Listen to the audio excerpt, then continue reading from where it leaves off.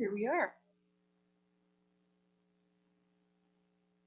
I think we're good to go, aren't we? Very well. Then it's 1:03, and we've had a recess to bridge the time between our delegation this morning, and now we're ready to go into the Committee of Adjustment. So we need a motion that Council adjourn the regular meeting to sit as Committee of Adjustment under Section 45 of the Planning Act 1990 as amended to consider the following minor variance applications. A mover, please, and a seconder, Councillor Silva and Councillor Scott. All in favor? And that is carried. And just before, I've forgotten one thing, just so everyone knows, Councillor Heffernan is unable to attend in person and is attending via electronic media. So she is here as well today. Thank you, Councillor Silva. Take it away. Thank you, Chair. I don't have.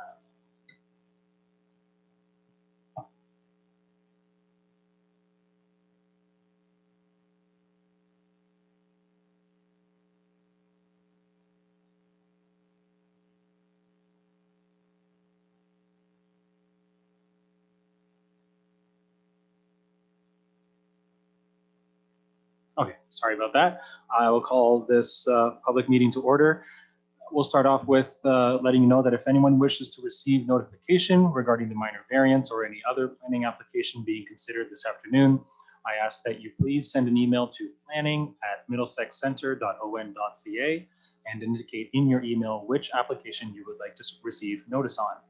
Also, please be advised that comments expressed and written material presented are a matter of public record for full disclosure. The procedure will be the same for each planning application, and the order of procedure shall be as follows. I will explain the purpose and effect of the application. The Secretary, Treasurer, or Clerk will provide any additional comments received from circulated agencies and the public not included in the planning report, if any. The planner will then give an explanation of the application and present the staff report. The applicant and or their agent then has the opportunity to speak to the application. Then we move on to the public, where any public that have requested to participate in the meeting electronically will be asked for their comments. Public participants will be unmuted and able to speak when called on by the chair. Please ensure that you state your name and address so that your information can be reflected in the minutes. Speaking notes of those who have asked to participate have already been provided to council for their information and consideration where possible. Then the committee will ask questions of the applicant or staff, and then I will consider motions regarding the applications. Please note that there is a 20-day appeal period from today's date to allow for appeals against the Committee of Adjustment's decision. And if any members of the public or the applicant have any questions about the appeal process, please contact our new clerk, James Hudson. That being said, we will move on to application A10-2020. The purpose and effect of the application for minor variance is to seek relief from the Middlesex Center Comprehensive Zoning Bylaw 2005-005 as it relates to the maximum size of accessory buildings in the agricultural A1 zone. The owner is requesting a maximum size of 231.85 square meters for all accessory buildings on the property, whereas the Middlesex Center Comprehensive Zoning Bylaw permits a maximum size of 165 square meters for lots greater than 5,000 square meters. So that being said, there we go. Mr. Clerk, have there been any comments received that we are not currently aware of? Through the chair, I can confirm there have been no additional comments received that council has not been made aware of for this file. Terrific, thank you very much. The planner, which I believe Mr. Fitzgerald, if we can get your report, please. Through the chair, thank you, members of the Committee of Adjustment. Is it possible to have share screen capabilities, just so I can put up the location map? There we go. You should have it now. Can everyone see that? Yes, sir. Thank you. All right, so the application before the committee today is with respect to a property that is located at 21929 Highbury Avenue which is requesting a minor variance, as noted, to increase the maximum permissible size of an accessory building on a lot. The subject property is a 1.94 acre or 0.79 hectare parcel, which is located on the west side of Highbury Ave North, north of the intersection at Highbury Ave North and 8 Mile Road. It's currently occupied by a single detached dwelling, as well as 2 existing accessory buildings, those being approximately 82.26 meters squared and 6.89 meters squared. The lands are surrounded by agricultural land and crop production to the east, south, and west, as well as a large rural residential parcels to the north. The lands are designated agricultural in the county official plan, agricultural in the Middlesex Center official plan, and are zoned in agricultural A1 zone in Middlesex Center's comprehensive zoning bylaw. The applicant is proposing a new detached accessory building at a proposed size of 142.7 meters squared, resulting in a total size of all accessory buildings as 231.85 meters squared. Currently, the Middlesex Center Comprehensive Zoning Bylaw permits a maximum size for all accessory buildings on a lot to be 165 meters squared. As such, the applicant is seeking a minor variance to permit an increase of size of 66.85 meters squared, respectively. Staff have reviewed the proposal against the Planning Act tests, local official plan, and the local zoning bylaw. As noted in the staff report, the general intent and purpose of capping accessory size or accessory building size is to ensure that the main residential dwelling remains the dominant use on the land. Planning staff is satisfied that the requested relief would be reasonable, considered accessory to the residential use of the lands. Staff also note that the intent of the official plan is maintained as the proposed use of structure is to support the residential use of the lands. Additionally, staff feel that the proposed increase to the maximum size of an accessory building is, in relation to the lands, minor in nature and considered appropriate given the existing context of the property. Also, the location of the accessory building behind the main dwelling ensures that the main use of the lands provides the appearance of residential dwelling from the street. Staff also note that the property is surrounded by large mature trees, screening any on-site buildings from the neighboring properties. As such, there is no anticipated negative impacts to the abutting lands. Given the above, planning staff is satisfied that the Planning Act tests have been met and that a minor variance for the maximum size of an accessory building can be supported. Given the above, planning staff recommend that the subject application be approved, subject to the conditions that are outlined in the planner's report and in the resolution. Thank you. Thank you very much. We'll turn our attention to the applicant. Do you have anything you would like to add? Hi, my name is Thomas Dean. I am the owner of 21929 Highbury Ave North. I'd just like to thank Madam Mayor and Council for your considerations on this, and to Dan Fitzgerald for putting that together. I'm very happy with that. And that's all. Okay, short and sweet. Have any members of the public requested to speak? I'm not seeing any nods, so I'm going to assume no. Anybody on the committee have any questions they'd like to ask? Councillor Shibley? Through the mayor to the property owner, just wondering what the purpose of the building is. It's 1,500 square feet. Just wondering what your purpose of that building is. So I have a cabin cruiser boat that is in disrepair that I've inherited from family, and I'd like to rebuild it.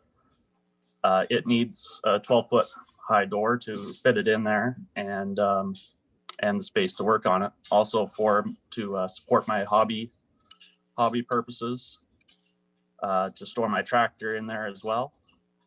And I've anticipated all my current and future needs, and that was the building size that I came up with.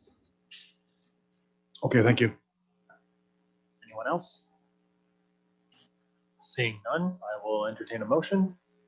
So moved by the mayor, I'm assuming the recommendation, and seconded by Councillor Shipley. All those in favor? And that's approved. You do have that 20-day appeal period, but other way, regardless of that, you're on your way. Great, thank you very much. You're Application A11, 2020. The purpose and effect of the application for minor variance is to seek relief from the Middlesex Center Comprehensive Zoning Bylaw as it relates to the minimum interior side yard setback required in the urban residential first density or UR1 zone. The applicant is requesting a minimum interior side yard setback of 1.4 meters on either side of each lot, whereas the Middlesex Center Comprehensive Zoning Bylaw requires a minimum interior side yard setback of 1.5 meters on one side and 2.5 meters on the other side. The effect of the proposal is to facilitate the construction of a single detached dwelling on the lot. Over to planning, please. Share this here. Through the chair to all the members of the committee. This application for the committee is with respect to a property that is located at 250 Union Avenue in Kamoka, which is requesting a minor variance to reduce the interior side yard setback requirement in the UR1 urban residential first density zone for the purpose of constructing a single detached dwelling. The subject property is approximately 618 square meters in area with frontage of approximately 15 meters. And is located in the Kamoka-Kilworth settlement area on the west side of Union Avenue. The lands are currently vacant and are part of a recently approved subdivision. The lands are bounded by an institutional use to the west, vacant land to the south, an institutional use to the east, and a residential subdivision to the north in the form of single detached dwellings. The lands are designated settlement area in the county Middlesex official plan, residential in the Middlesex Center official plan, and zone urban residential first density in the Middlesex Center zoning bylaw. The purpose and effect of the application for minor variance is to seek relief from the Middlesex Center comprehensive zoning bylaw as it relates to the minimum interior side yard setback requirements in the UR1 zone. As noted, the applicant is requesting a minimum interior side yard of 1.4 meters on both sides, whereas the comprehensive zoning bylaw requires 1.5 meters on one side and 2.5 meters on the other. The effect of the proposal is to facilitate the construction of a single detached dwelling. We didn't receive any comments from the public during the circulation of the application and didn't receive any objections to any agencies. Staff note that the intent of the applicant is to construct a residential home, which is consistent with the official plan residential designation. Also, the intention of an interior side yard setback requirement in the zoning bylaw is to provide spatial separation and access on the property. Staff believe that the proposed reduction would not adversely impact the spatial separation, as well access is maintained. Also, in review of the larger neighborhood, it is noted that existing zoning in close proximity to these lands does permit a reduced interior side yard setbacks of up to 1.2 meters. As such, staff are of the opinion that the format of development is desirable for the neighborhood.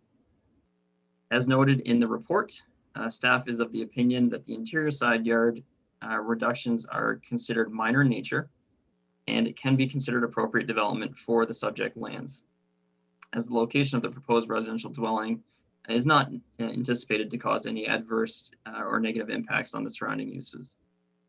Therefore, staff are of the opinion that the proposal satisfies the Planning Act tests and recommends that the minor variance application A-11/2020 be approved. Thank you. Thank you. Do we have Ms. Meltzer or a representative on the line? Sorry, he does or doesn't? He does not. Okay, well, if Mr. Smeltzer does pop in, maybe we can hear from him later. In the meantime, we can move on to the public. Were there any members of the public who requested to speak to this? Doesn't look like it.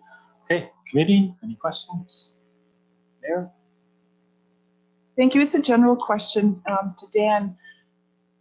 We have had other developments where we get a number of applicants wanting the side yard setbacks to be changed.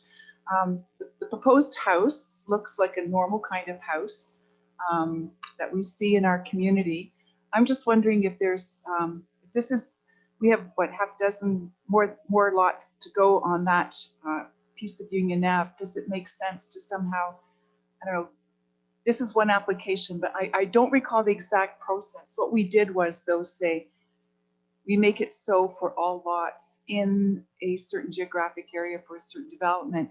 I'm just putting it out there as a little place marker. Maybe if we get another request from someone, there's some way of doing this. I'm not trying to hold up this application by doing something together with somebody else, but I'm just saying, maybe if the planning department sees more requests coming through for this area, that we just make certain that the side yard piece doesn't have to come forward every time to the committee. So that was just a comment more for Dan, I think. Thank you. Yeah, through the chair to the mayor, I don't disagree with you. A lot of, as we've seen in the past, a lot of these lots have come in requesting the minor variance. And it is more associated to the existing zoning, and the lands is quite dated. The new format of development has certainly shifted to larger homes on lands, especially given price targets that are out there in the market now. So with that said, I don't disagree with you. I think it would be appropriate if staff directed a minor variance or whatever have you for the remaining lots, so that the standard applies uniformly across all lots. Thank you. Anyone else? Seeing none, I will entertain a motion unless Jordan Smeltzer has appeared. No? Okay. Obviously they felt confident. So would someone like to move the recommendation that this be approved? Councillor Arts, seconded by Mayor DeVete. All those in favor? Looks like that's unanimous, so that's approved. Okay, on to the next. We have application 812, 2020.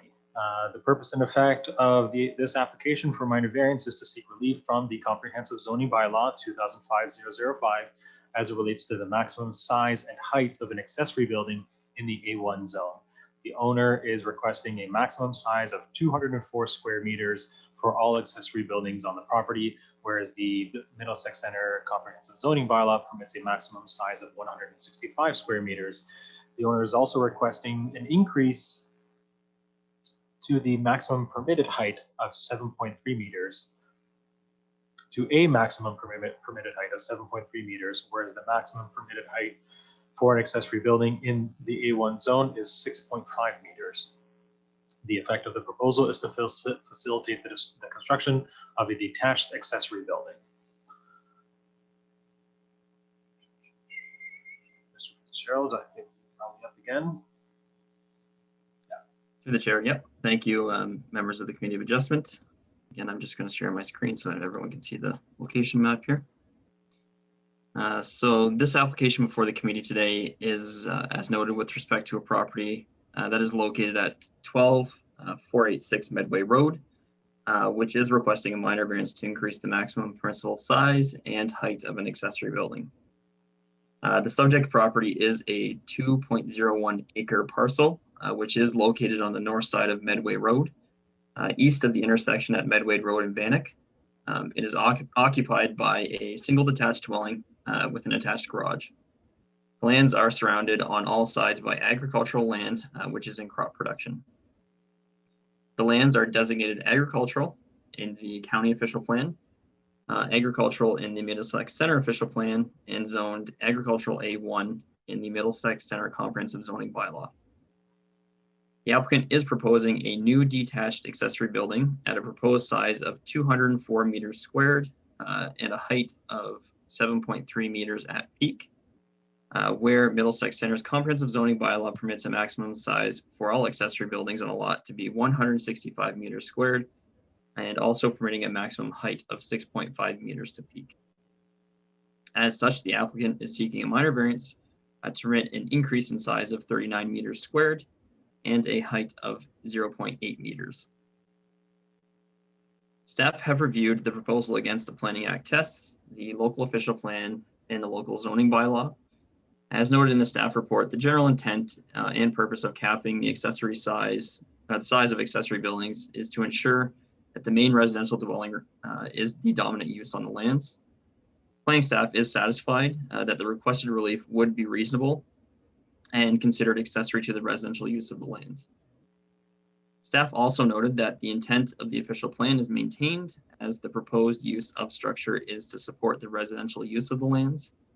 Appropriate conditions have also been added as referenced in the report, which note that the use of the building is limited to residential purposes and no businesses shall be located inside the structure. Additionally, staff feel the proposed increase to the maximum size and height of an accessory building is, in relation to the lands, minor in nature and considered appropriate given the existing context of the property. Also, the location of the accessory building in the back corner of the lot ensures that the residential use of the property remains the dominant use of lands. Staff do not anticipate any negative impacts to any embodied lands with respect to this application. Given the above, planning staff is satisfied that Planning Act tests have been met and that a minor variance for the maximum size and height of an accessory building can be supported. Given the above, planning staff recommend that the subject application be approved, subject to the conditions that are outlined in the planner's report. Thank you, and I'm available for any questions. Thank you. Is aligned to speak to the application?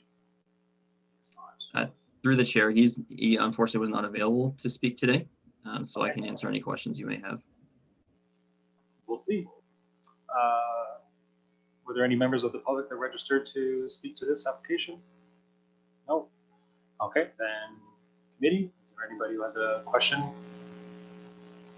I see none. I will entertain a motion then. Moved by Councillor Shipley, seconded by Deputy Mayor Brennan. All those in favor? Passed. Last one.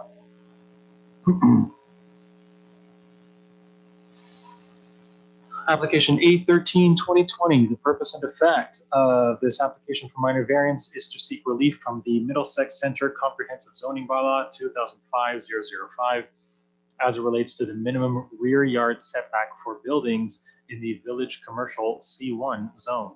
The owner is requesting a minimum rear yard setback of 2.5 meters, whereas the Comprehensive Zoning Bylaw requires a minimum rear yard setback of 10 meters in the C1 zone. The effect of the proposal would be to accommodate the construction of a new two-story commercial/professional office building on the subject land.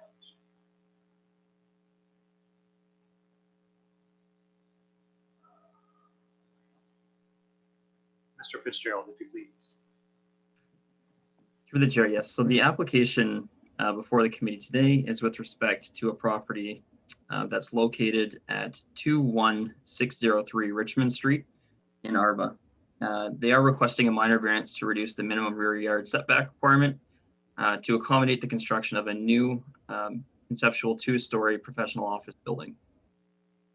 The subject property is approximately 1,091.75 square meters, parcel with a frontage of approximately 29.8 meters on the west side of Richmond Street, or Provincial Highway number 4, just north of the intersection located at Richmond Street and Medway in Arba. The subject lands are serviced. They contain an existing professional office building, which I believe is an optometrist, and gain access from Richmond Street. The lands to the north and west are zoned existing use, while the lands to the east and south are zoned Village Commercial, C1 zone. The lands are designated settlement area in the county official plan. They're designated village center by the Middlesex Center official plan, and zoned Village Commercial C1 zone by the Middlesex Center Comprehensive Zoning Bylaw. As part of the site plan application, the owner is requesting approval to remove the existing building and construct a new two-story professional office building on the lands in order to accommodate a required setback from the Ministry of Transportation and be able to provide the required number of parking stalls. The applicant has requested to push the building back towards the rear of the property line by requesting a minor variance to reduce the minimum rear yard setback to 2.5 meters, whereas the existing zoning requires a minimum of 10. Notice of the application has been given in advance of today's public meeting in accordance with Planning Act provisions. No comments were received from the public. However, we did have one individual that wished to speak to the application. Staff have reviewed the proposal against the Planning Act tests, the local official plan, as well as the local zoning bylaw. The general intent and purpose of the comprehensive zoning bylaw as it relates to minimum rear yard setbacks is to provide adequate separation distance between abutting properties, to ensure on-site drainage, appropriate on-site drainage strategies, to ensure access is maintained to the rear of the property, and also to mitigate against potential conflicts such as noise, dust, and odors on abutting lands. The reduced rear yard setback, in our opinion, would not create a conflict with the abutting property to the rear, as it is currently vacant land. Also, no concerns were received from the public works and engineering staff regarding drainage. Within the larger context of the area, planning staff also note that the existing developments to the south of the lands also contain reduced rear yard setbacks further than the applicant's proposal. As such, planning staff is satisfied that the requested relief would not have a significant detrimental impact on both the subject land and the neighboring properties, and that any potential future impact to the abutting lands to the rear can be mitigated through proper site design. Staff is satisfied that the proposal meets the intent of the Middlesex Center official plan, as the village commercial designation of the property permits commercial uses and seeks to achieve a higher order density or design for development. In consideration of the above, planning staff also feels that the requested reduction for the rear yard setback for the structure is minor in nature, given the unique characteristics of the lot, the existing requirements of the Ministry of Transportation with respect to setbacks, and the existence of a commercial building with similar rear yard setbacks on the abutting lands. Staff is also satisfied that the above items have been met, in that a minor variance for a reduction to the minimum rear yard setback for the proposed structure can be supported. Given the above, planning staff recommend that the subject application be approved, as the proposal meets the 4 tests of a minor variance of the Planning Act. Thanks, and I'm available for any questions. Thank you very much. Is there Strict Baldinelli Monez or the owners that are here to speak to this? Yes, Kyle from SBM is here representing the owners. I think what Dan had said there summed everything up. Just looking to get that rear yard setback approved so we can build there. If you guys have any questions, hopefully I should be able to answer those for you. Okay, thank you. Have there been any members of the public who have registered to speak? Hi, I am Suresh Madan. I'm the owner of the property just 2 lots south of this at 21589 as well as 21583. We have no objection to this proposed development. We support this proposed development because we believe the community in this area needs this type of service, and we support the development. Thank you. Thank you. Thank you. Committee members, any questions, concerns, comments? Seeing none, I don't have any either. I think this is a great reuse of the property. So that being said, I'll entertain a motion to get this approved. Deputy Mayor Brennan and Councillor Shipley, all those in favor? And that's approved. Okay, can I get a motion to move out of Committee of Adjustment into public meeting, please? Councillor Shipley, Deputy Mayor Brennan, all those in favor? Passed. Over to you, Mayor. Thank you, Councillor Silva. So now we're going to the public meeting list of applications.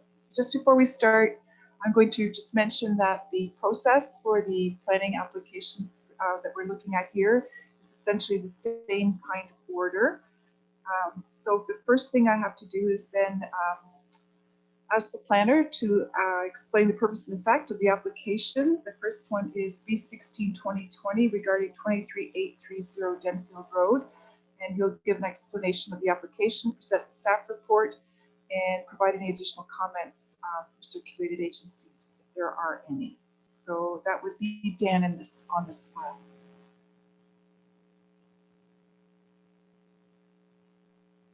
Through the chair, thank you, Madam Mayor, and all members of council. So with respect to the application, this application before council today is with respect to a property that's located at 23830 Denfield Road, which is a consent for the purpose of a minor boundary adjustment through a lot addition, with the effect of adding additional lands to the abutting property.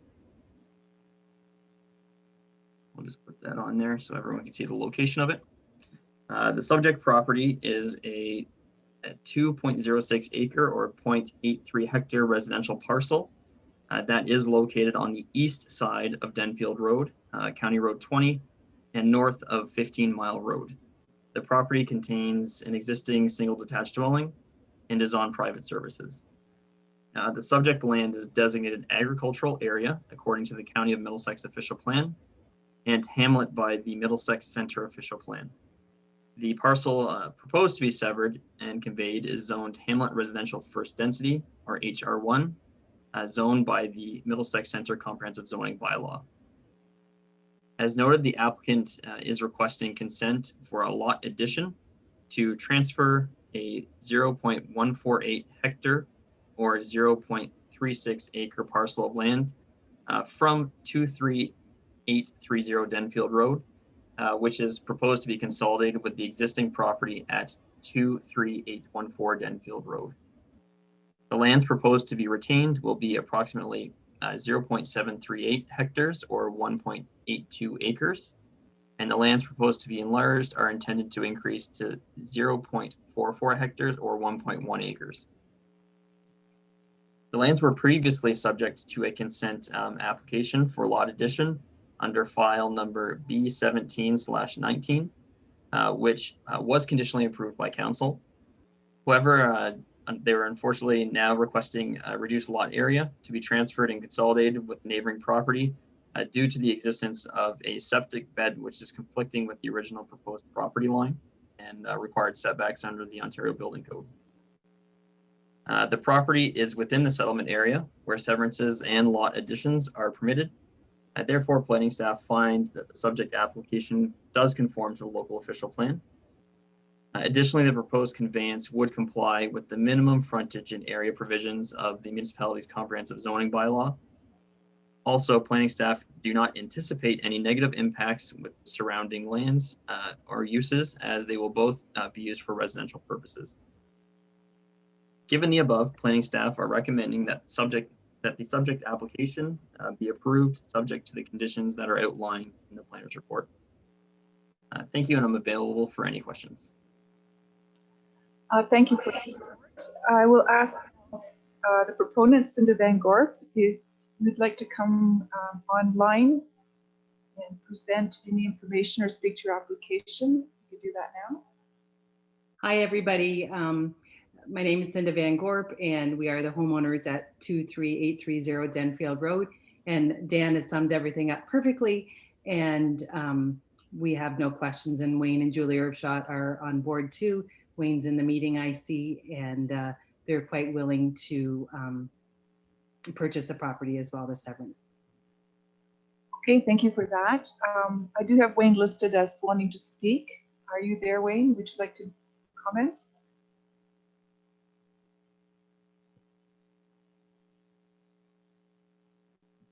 Oh, I didn't know I was going to speak, but did you want me to say something? It's just to make our lot a little wider. That right now the existing lot line ends just beyond our pool fence. So just to have access back to our backyard, that you don't have to walk through the house. Simply, that's all it is. Okay, thank you very much. I'll ask then, is there any member of council that would like to ask questions of the applicant or staff? Seeing none, then we have a motion before us that the consent application as described by the planner with a number of conditions be granted. Deputy Mayor Brennan and Councillor Silva. All in favor? And that is carried. Thank you very much. I guess I should note that there is a 20-day appeal period, but I'm not sure that anyone's going to appeal anything here, so I'm not going to read the whole thing. Okay, so moving on to application 9.2, which is B19 2020 120 Arthur Street. And that is also Dan's file, if you'd like to present, please. Yeah, through the chair, Madam Mayor, to all members of council. So the purpose and effect of this consent application is to create an easement to allow for the conveyance of a private sanitary service line to permit access and maintenance for a private service line. The lands are legally described as Lot 41 and 42, Plan 55 bracket C bracket in the municipality of Middlesex Center, County of Middlesex, and are municipally known as 120 Arthur Street in Kamoka. Just before I any further, so you guys have reference as to where we're speaking. The application before council, as noted, is for a 120 Arthur Street.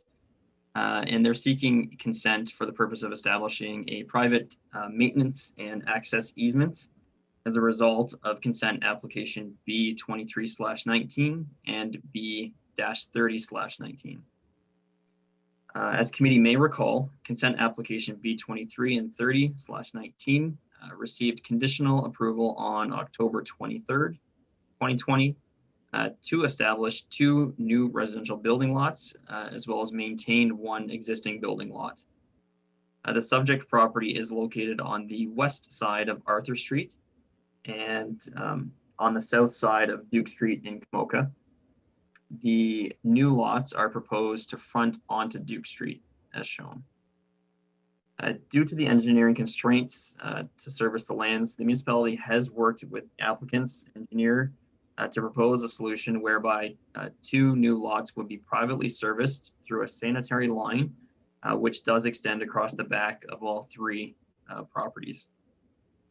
As the service line is proposed to be private, the applicant is required to establish a joint maintenance and access easement, as well as agreement over the area, which would accommodate the shared private service line.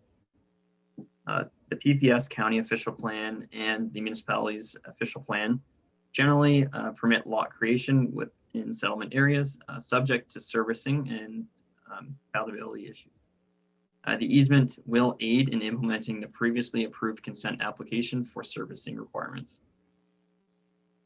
Planning staff have reviewed the proposal and find that the proposal would establish, or that the establishment of the easement would be necessary to ensure orderly development of the lands, subject to the previously approved consent application. The establishment of the easement will not change the conformity with Middlesex Center's comprehensive zoning bylaw. Given the above, planning staff are recommending that the subject application be approved. Thank you. Thank you for that report, Dan. I'm wondering, is Lisa Buren here to speak to the application? No? Okay, there are no public participants, so I'll ask, does anyone on council have a question? Councilor Arts. Through your mayor to Dan, that's going to be a private sanitary service line. So I assume that we have no responsibility for that down the road either then? That's a town, that's the municipality? Through the chair, Councilor Arts, yes, that's correct. The intention on this, in this specific instance, is that the municipality does not want to take over ownership of that line. Rob could probably provide more on that, but with respect to this, the easement is for a private service line to connect into the municipal services. And so that those property owners will have an agreement for maintenance if something goes wrong with it too, then I assume?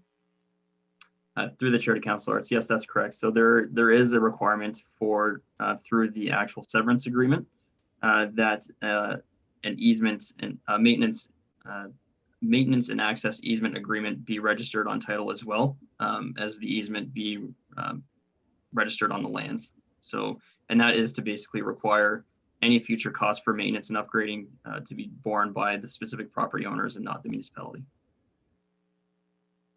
Thank you.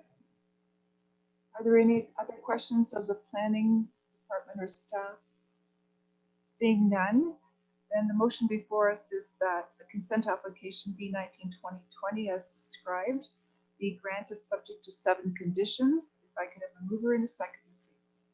Councillor Silva and Councillor Scott, all in favor? And that is carried. Thank you very much for that. Moving on to item 3, it said zoning bylaw amendment 2020, try recycling. Dan is again the planner on the file. If you would explain the purpose and effect and present your report, please. Through the chair, Madam Mayor, to all members of council. Thanks, and I apologize for the number of items that we have today. This will be my last one, so bear with me here. The purpose and effect of the consent application B20/2020 is to sever and merge through lot addition a portion of an existing agricultural parcel of land with a frontage of approximately 77.3 meters on Clark Road and with an area of approximately 4.55 acres or 1.84 hectares to add it to the adjacent recycling and compost facility. The purpose for doing so is to create a retail sales area for the owner to sell materials on site or materials produced by the recycling facility. Additionally, the purpose and effect of the zoning bylaw amendment, ZBA 18/2020, is to rezone the proposed severed portion of the subject lands from the agricultural A1 zone to a site-specific extractive industrial exception M4-1 zone to permit the establishment of an accessory retail use for the purpose of selling products produced by the permitted recycling facility. Also, the retained parcel of land is proposed to be rezoned to a site-specific agricultural exception A1 zone to recognize the undersized nature of the lands. So for everyone's benefit, put the map on the screen so everyone can see that. As noted, the application is with respect to a property located at 21484 Clark Road, which is a concurrent consent for lot addition and zoning bylaw amendment application. The applicant is requesting to sever a portion of land from the existing agricultural land base to add it to the abutting property, while also amending the zoning on the lands to permit a retail sale of byproducts upgraded as part of the recycling facility. The subject property is a 66.25 acre or 26.8 hectare agricultural parcel of land, which contains a drainage ditch and is regulated by the Upper Thames River Conservation Authority. The subject property also consists of vacant farmland that previously housed a farm dwelling and also contains a drain that bisects the property as previously mentioned. The lands surrounding the drain are regulated by the Upper Thames River Conservation Authority, and the abutting lands to the east are owned and operated by Tri Recycling as a recycling facility. Lands to the south are located within the City of London's jurisdiction and are generally used for resource extraction. Lands to the immediate west are used for both industrial purposes and agricultural lands in crop production, as well as lands to the north consist of agricultural lands in crop production. The lands are designated agricultural area according to the County of Middlesex official plan and agricultural by the Middlesex Center official plan. The parcel proposed to be severed is and conveyed as zoned agricultural A1 zone by the Middlesex Center comprehensive zoning bylaw. The applicant's agent is proposing to sever and merge a 4.55 acre or 1.84 hectare portion of land with the abutting property. The lands proposed to be consolidated with the abutting portion of lands, which is currently used as a recycling facility, would create a parcel with a frontage of approximately 256.99 meters or 843 feet, and a lot area of approximately 61.74 acres or 24.9 hectares. The retained parcel would have a frontage of approximately 401.9 meters and an area of approximately 40.28 acres or 16.3 hectares, and would maintain the agricultural use of the lands. The applicant's agent has also proposed a zoning bylaw amendment concurrently to rezone the proposed severed portion of land from the agricultural A1 zone to a site-specific extractive industrial M1 or M4-1 zone, which it would permit the establishment of an accessory retail use for the purpose of selling products that are produced by the permitted recycling facility. The retained parcel of land is proposed to be rezoned to a site-specific agricultural exception zone, which would recognize the undersized nature of the lands. Planning staff have identified several policies in the planning information report for council to consider prior to providing a recommendation report. Key policies contained in the PPS address the assurance of support for healthy, integrated, and viable rural areas. They also speak to promoting economic development and competitiveness, support for long-term economic prosperity by promoting opportunities for economic development and community investment readiness. Policy also speaks to the requirements for protective natural heritage, the protection of agricultural areas, and addresses non-agricultural uses in prime agricultural areas, subject to the evaluation criteria of section 2.3.6 of the provincial policy statement. Likewise, the county official plan also recognizes the importance of economic development as part of the county's growth management policy framework. It notes that council at a local level does have the authority at their sole discretion to permit the expansion of a legally established use. The county official plan also notes that the consent for a minor boundary adjustment can be considered provided that a non-viable farm parcel is not created and agricultural activities are not adversely affected. Middlesex Center's official plan designates the property as agricultural. However, as per section 1.4 of the municipal official plan, boundaries are designated of designated lands are not considered exact and can be interpreted without the need to require an official plan amendment subject to criteria. In this case, the abutting lands are designated parks and recreation and also fall within special policy area number 11 in the official plan. The township official plan also notes that agriculture is the primary use of land outside settlement areas. It also notes that the plan encourages economic development while promoting the viability of existing businesses and their expansions. Additionally, the plan notes that severances within agricultural areas shall be prohibited except in relation to a minor boundary adjustment where the resulting severance does not create a non-viable farm parcel, does not adversely affect agricultural activities, and is not located within 300 meters of an active sand, gravel, or quarry operation. Staff have also circulated the application in accordance with the Planning Act requirements and note that no comments have been received from the public to date. Comments received at time of writing of the report from internal and external agencies have also been included in the information report. Currently, planning staff are recommending that council receives the planning information reports as information and look forward to any discussion with respect to the application. Thank you. Thank you for that, Dan. Next, I'd ask the applicant or their agent would like to speak to this matter. I've got Jim Graham from Tri Recycling listed, as well as Matt Campbell from Zolink-Priamo. Is either or both of those gentlemen there? Yep, I'm here, Matt Campbell from Zolink-Priamo. And I Okay. see Jim just gave the thumbs up there. Can everyone hear me okay? Yes, I can. Wonderful, thank you so much. Good afternoon, Madam Mayor, members of council.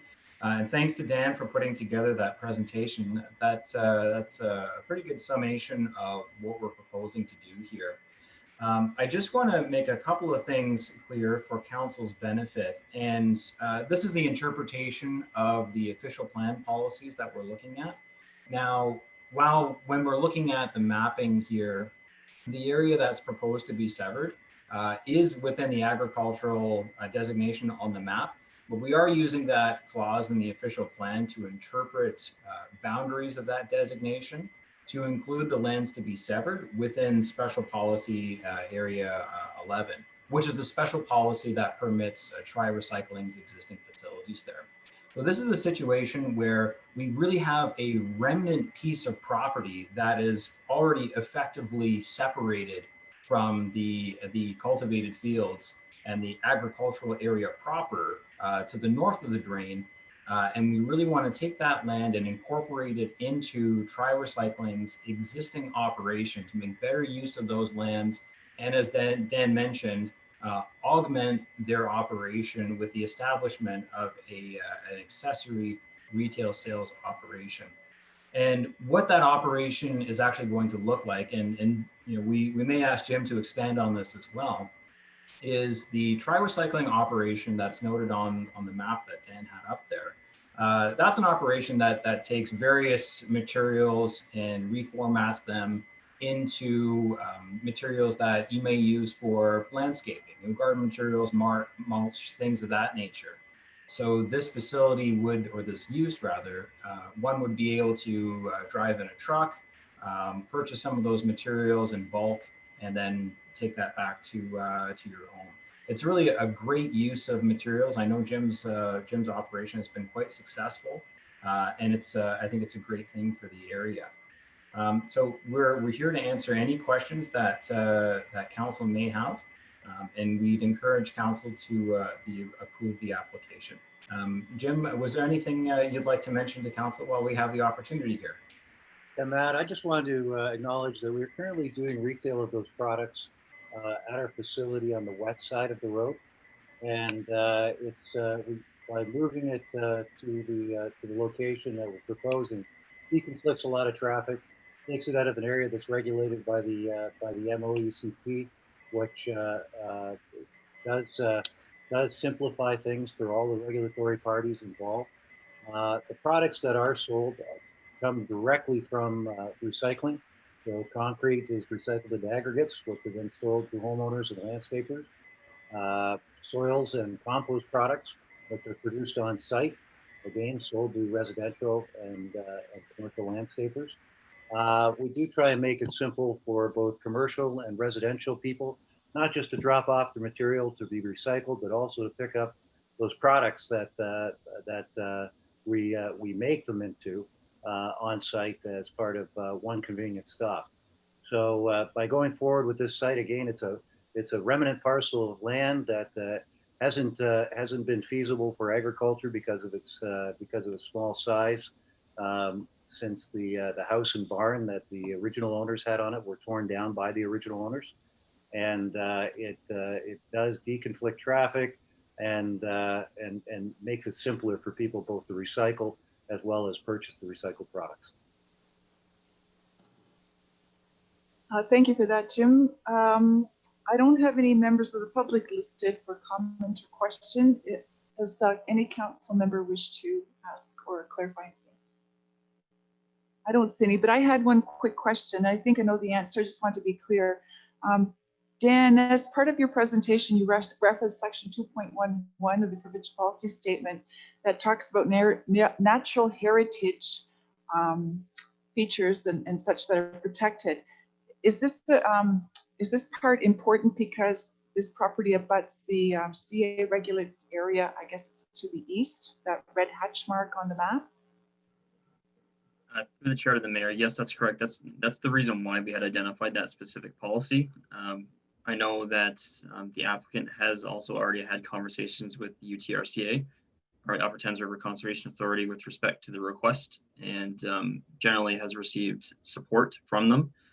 We're still at this time waiting for a definitive letter from them outlining their specific opinion on this application. But that's exactly why we've included that policy in there. Okay, thanks for that clarification. Seeing no other question, then the motion before us is that the consent application B20/2020 for the zoning bylaw amendment filed by Zelinka Priamo on behalf of TRI, as described in the documents, and that should be received as information. Could I have a mover and a seconder, please? Councillor Scott, Councillor Silva, all in favor? And that's carried. Thank you very much, everyone, for your presentations. Thank you. Moving on to number 4. Item 4 on our agenda is Bloombo condos, and Marion is the planner on that file. I'll ask that the planner explain the purpose and effect of the application, give the explanation, and present the staff report for us. So soon as we come online. Right. Thank you, Madam Mayor and Council. So I'll just pull up the location map so you can have a view of the property. Okay, so hopefully everybody can see the map. So the purpose of this report is to provide a recommendation regarding the rezoning and age removal applications for the townhouse development in Kilworth. The effect of the rezoning application would permit the development of 68 units in the form of 2.5 and 3-story townhouses. So the site is located on the south side of Glendon Drive and west of Springfield Way. A public meeting was held a year ago in September of 2019 related to the site plan, condominium, and rezoning application. So since that meeting, no further comments were received from the public or agencies. Additionally, no further changes were made to the rezoning application or the site plan application, which is currently under review. So the development would have single vehicle access from Doan Drive and pedestrian only access from Glendon Drive. 19 units would be fronting onto Glendon Drive and 17 units onto Doan Drive. And the remainder of the units would be on internal roadways throughout the development. And outdoor amenity space and visitor parking will be located at the center of the development. So the requested rezoning would amend the site-specific urban residential third density exception 9 zone, which is currently on the property. And the amendment would permit townhouses along Glendon Drive and reduce the minimum lot area for each unit to 210 square meters. Additionally, this application would rezone a portion of the lands from the site-specific open space zone to the site-specific urban residential third density exception 9 zone. As well, the applicant has requested removal of the holding symbols. Specifically, there is an H3, H6, and H7 that is on the property, and these relate to a noise assessment analysis and urban design review and a public site plan review.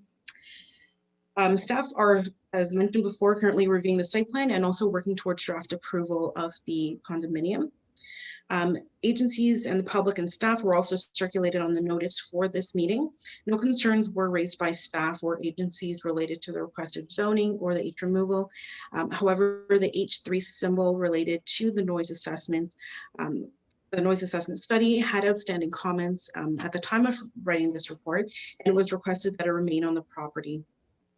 So planning staff are satisfied with the rezoning as it is supported by the official plan designation, which is medium density residential, the county plan, and the PPS policies.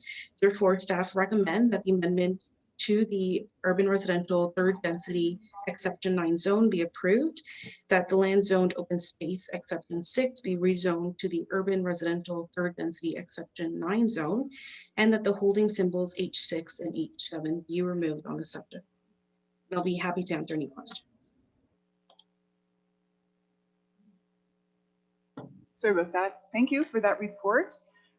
Next, we'll ask if the applicant or their agent would like to speak to this. I have Marco Palumbo and Jay McGuffin listed as presenters.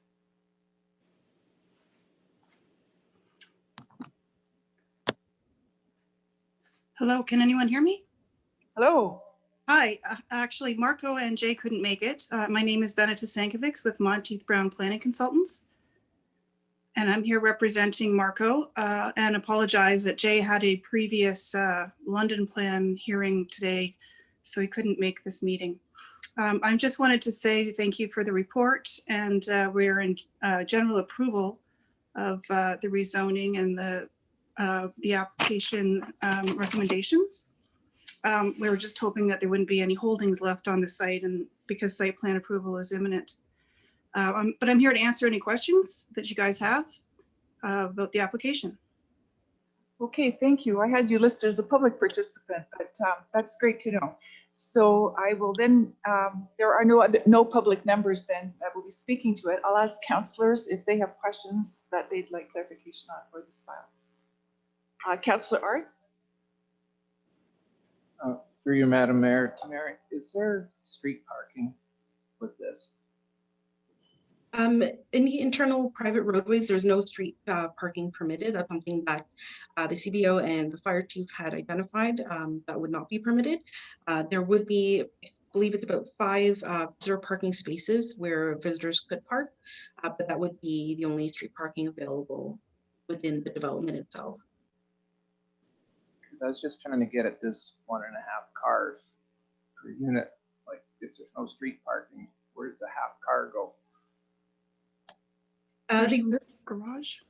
There is a garage, and also there's on-street parking for Doan Drive planned.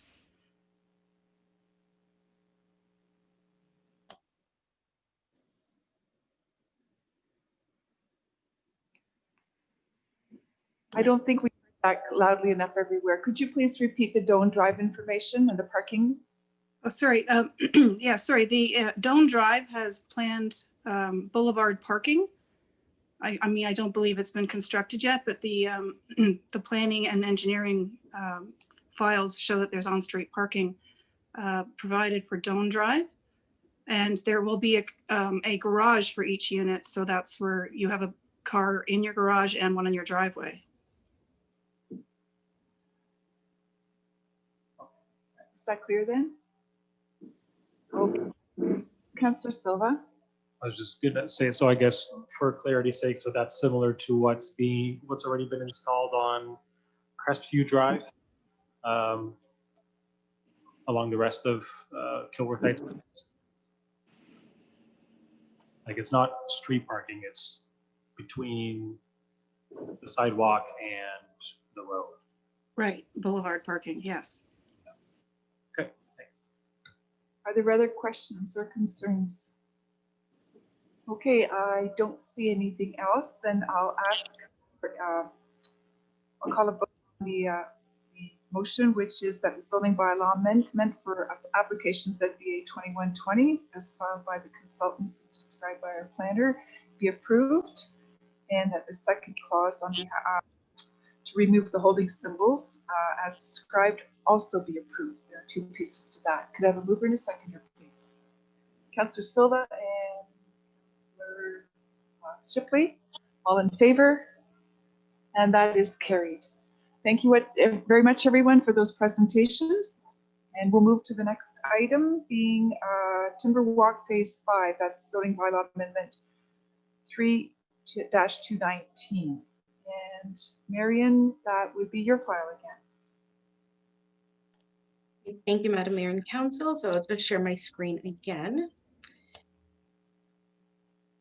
Okay, so hopefully everyone can see the location map for the phase 5 of the Timberwalk subdivision. As you recall, there was a public meeting for the rezoning and the subdivision in June of this year. Since that public meeting, we have not received any further comments from the public or agencies, and we're working towards draft plan approval. The applicant did slightly modify their plan of subdivision to include 1 additional single detached lot on Street A, which is the extension of Timberwalk Trail. However, it does not affect the proposed zoning. The effect of this application would result in a total of 54 lots and the 2 blocks for low and medium density residential development on approximately 40 acres of land. And again, no changes were made to the rezoning application. So this proposed zones include the urban residential first density exception 25 zone for the single detached lots. And these are consistent with and match the zoning of the existing single detached dwellings in the previous previous phases of the Timberwalk subdivision. They've also requested to create a new site-specific urban residential third density exception 12 zone, and this would be applicable to the 2 blocks on the site. For a single semis and townhouse development. And of course, the open space and parks and recreation zones for the wooded area and the public park on the southern portion of the development.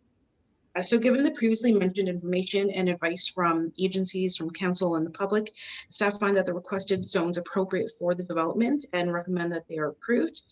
Staff also recommend that a holding symbol or H1 be placed on the developable lands. So those are the zones, the parcels of the land that are zoned urban residential, first density or third density. Placed on lands until a subdivision agreement has been entered into with the municipality, and that holding symbol H6 also be placed on the 2 medium density blocks in order to fulfill a public site plan review before approval of those development on the blocks. And I'll be happy to answer any other questions. Off. Sorry. Thank you for that. Let's move then to, we have Maureen Slinty and Lindsay Clark here to speak to this on behalf of the proponent. Hi, it's Maureen Slinty speaking with respect to this application. Just want to let you know that we are in agreement with the staff report and we are looking forward to moving forward with development on this site. We'll be providing some comment back just on the draft plan conditions for the draft plan, and hopefully that will get to council in the very near future. But with respect to the zoning, we are satisfied with the report. If anybody has any questions, I'd be happy to answer them. Okay, thank you. I don't have any public registered to speak to this, so I'll ask, are there any questions from council? Councillor Art? Through you, Madam Mayor, I'm not sure to the planner or the sifting group. There's parts of this that there's land for ecological and natural heritage. And they're small ecosystems, so I assume there'll be no trails put through them because there's not enough in that area to be, it shouldn't be disturbed, that's all. I guess that's just an observation instead of a question. I can make a comment on that. On the draft plan, there is a trail that is proposed and it is at the perimeter of the rear of the lots on the outside of the natural heritage system. When we went through the draft plan revisions, that's one of the things that we changed was to shift the trail so that it was outside of the buffer area of the ecological areas at the based on comments from the Conservation Authority. So there is a trail and it connects sort of, as I mentioned, along the rear of the lots and then into the public park system, but it does not go through the natural heritage features. I think that it's a dotted little line. It's in our diagram and attachment 2. And oh, there's a little arrow behind lot number 39, potential 1.8 wide asphalt multi-use pathway. It's a hatch kind of ... that follows behind there. Yeah. Okay. So that would be the trail. And then it connects up to the street at Songbird Lane. Yes. It's really fine print there. Are you happy with that answer? Yeah. Is there any other question from councillors? Councillor Silva? No. Yes. No, I would just say from what I remember and what I'm seeing now, it looks like all the major issues that the public raised at the last meeting have all been addressed. So that's great. Glad to see that. Thank you. And I know what the area looks like, but I don't see any problems here now. Okay, if there are no other comments or questions from councillors, then we have a motion before us as read by our planner. There are 3 parts to it. I'll ask for a mover and a second, please. Councillor Silva, Councillor Scott, all in favor? Opposed? Okay, seeing none, that is carried. Thank you very much. And I think you can stay online because the next item relates also then to Clear Skies, which is item number 6, 9.6. I'll ask. Lindsay will be dealing with that one. Pardon? Oh, Lindsay will speak to that. Okay, got it. Sorry. I'll ask the planner to go first if you don't mind. Marion, could you describe the purpose and effect of the application and present your report, please? Thank you, Madam Mayor and Council. So I'll just pull up my location map again, or at least the site plan for this development. Okay, so the purpose of this report is to request council to pass a resolution in support of a condominium exemption request for the development of block 326 within the Clear Sky subdivision. In June 2020, the rezoning application was approved by council, and following this, the applicant did not make any changes to the site plan and that was presented to council and did apply for a site plan control, which is underway and nearing completion. The condominium exemption request process is used to streamline condominium approvals, where there has been considerable review of the subject land and this proposed development. So by providing this exemption, the applicant will need to obtain site plan approval, which again is underway, and remove the hold symbol with the municipality, but will be exempt from the draft plan approval process and move directly to final approval. So in this case, the development was considered fully within the overall draft plan of subdivision for the Clear Skies development, and during the rezoning process and through the site plan approval process. So planning staff are satisfied that an exemption is appropriate for these lands, since additional approvals would not provide any benefits. As a result, planning staff recommend that council pass a resolution showing support of the exemption from draft plan of condominium approval process for the subject land, and that it be forwarded to Middlesex County Council for consideration. Thank you for the report. I'll ask then Ms. Clark, do you wish to speak to this? Sure. Good afternoon, Madam Mayor and council members. Just quickly here, we would just like to state that we are in agreement with the staff recommendations, and I am available if you have any questions. Thank you. Thank you very much. I don't have any public members wishing to speak to this. I'll ask if anyone on council has questions or concerns. Seeing none, then the motion before us is that we pass the resolution that's listed under item 9.6 and that was presented by our planner. Could I have a mover and a seconder? Deputy Mayor Brennan and Councillor Scott, all in favor? And that motion is carried. Thank you very much. Perfect. Thank you. Moving to item number 7, which is the County Terrace property in Kamoka, and Marion is our planner on that one. And we also have Matt again from Slinka Priamo on the line. If you'd like to present your report, Marion, we'll start with you.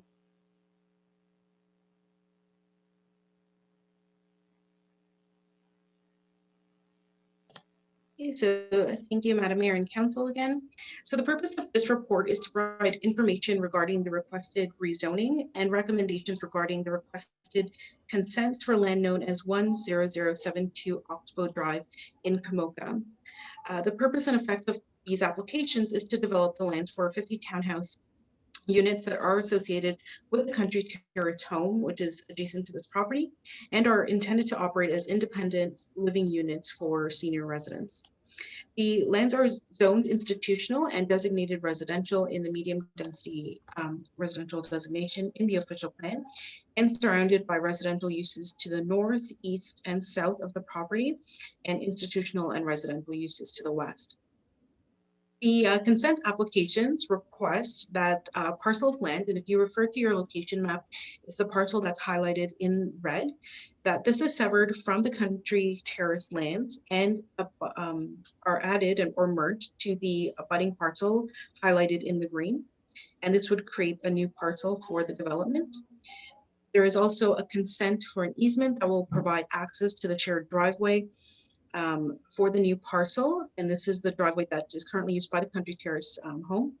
And finally, the last consent would provide access to the existing services that will be located under the new parcel, and these are the servicing water and sanitation that Country Terrace currently uses. So regarding the rezoning, the lands are zoned institutional and would not support this type of development. As a result, the applicant is requesting a site-specific urban residential third density zone for the new parcel only. And I'll provide some details about the development. I'll just switch my screen.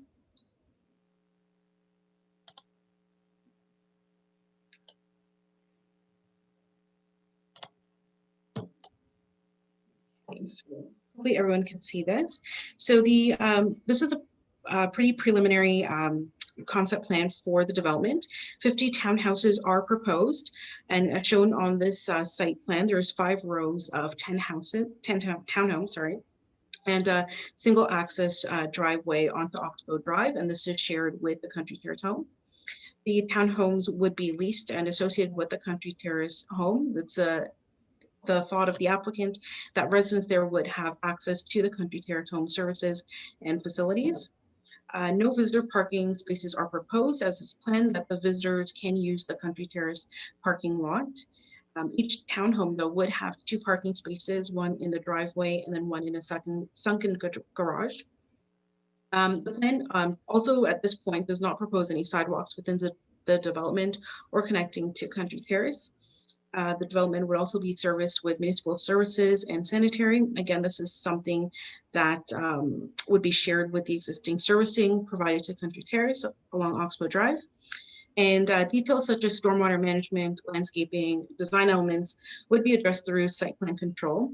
And with that being said, the proposed plan is still preliminary, so this can be refined through site plan review. And lastly, due to tenancy arrangements and having these units leased out, a plan of condominium is not proposed. However, the applicant can convert these lands in the future to a condominium if they do choose to. So the site-specific zone is generally supported by the designations of the official plan, and it is based on the proposed site plan. Again, this zone is subject to change pending comments from the public and from council. There are instances where the proposed zoning meets the parent urban residential third density zone. So I'll just go over the 2 standards that don't meet the zone, specifically maximum lot coverage. The current standard is 35%. However, the applicant is requesting that it be increased on a per lot basis to 60 to 63% per lot. Overall, if you just take the units and compare it to the overall site, you're looking at a lot coverage of 37%. Additionally, in our zoning bylaw, the maximum number of units within a townhouse building row is 8 units.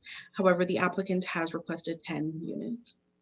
So we circulated the applications to staff and to agencies. The chief building official has no concerns, but would be able to provide comments during site plan review. This was also iterated by Public Works and Engineering, and it was also assumed that there would be a shared maintenance and access agreement for both the servicing and the driveway, which will be considered by staff through site plan review. We also did receive a few comments from the public when writing this report. We did answer them, and by we, I mean myself and the applicant. We did reach out to the resident. Some of the questions that are outlined in this report include what is independent living for residents to age in place? If approved and the townhouses are built, can units be individually sold to the public? And if so, are there any conditions? What is the proposed timeline for construction? And is it ongoing, start to finish, or will it be phased? Will there be a site plan for construction along with the development agreement? Can abutting property owners have input and awareness of the site plan and development agreement? How can the timeline of construction be scheduled for minimum impact to existing properties, such as noise, dust, and appearance?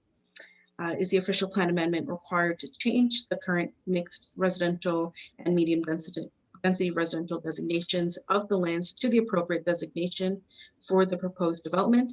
And will municipal services such as water and sewers need to be upgraded to accommodate the proposal?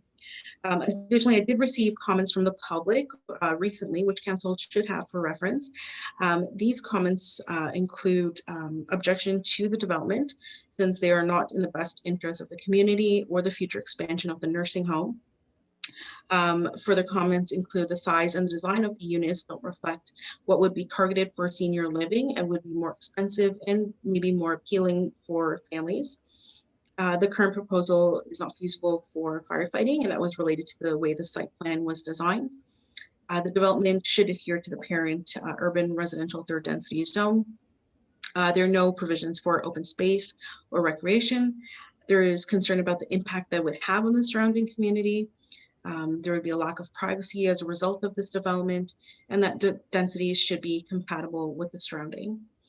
So again, for the purpose of this meeting was to provide council with this information and the public related to the zoning and solicit feedback and comments that the applicant can take back, and we can work together to have this proposal come to reality.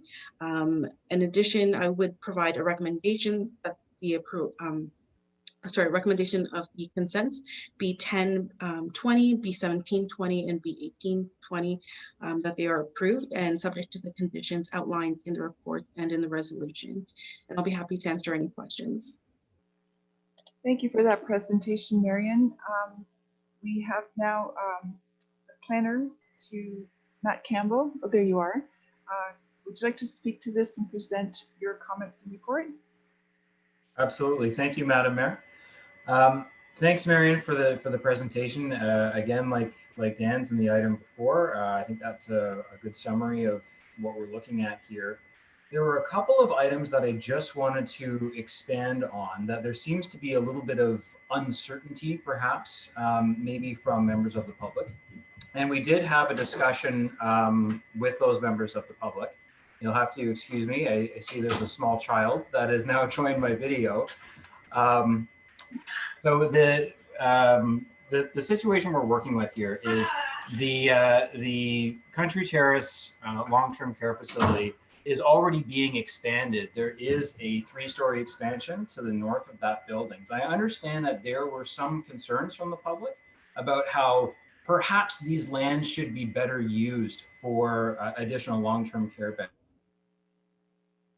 That the owner operator here, Omni Healthcare, they're responding to market conditions and demographic conditions. And that's why you're seeing the expansion to Country Terrace right now. What we're also seeing, and this is more on our side, the consulting side, is we are in the process of approvals for a range of different care facilities.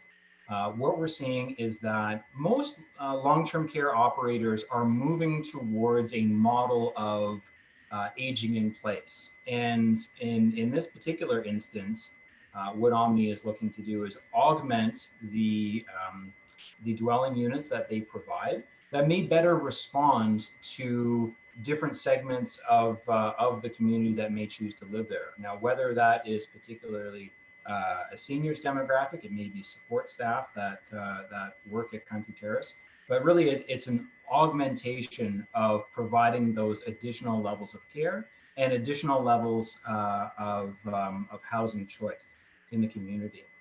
I want to also respond to the comments regarding privacy. And just to point out that the dwellings that are being proposed here are single story.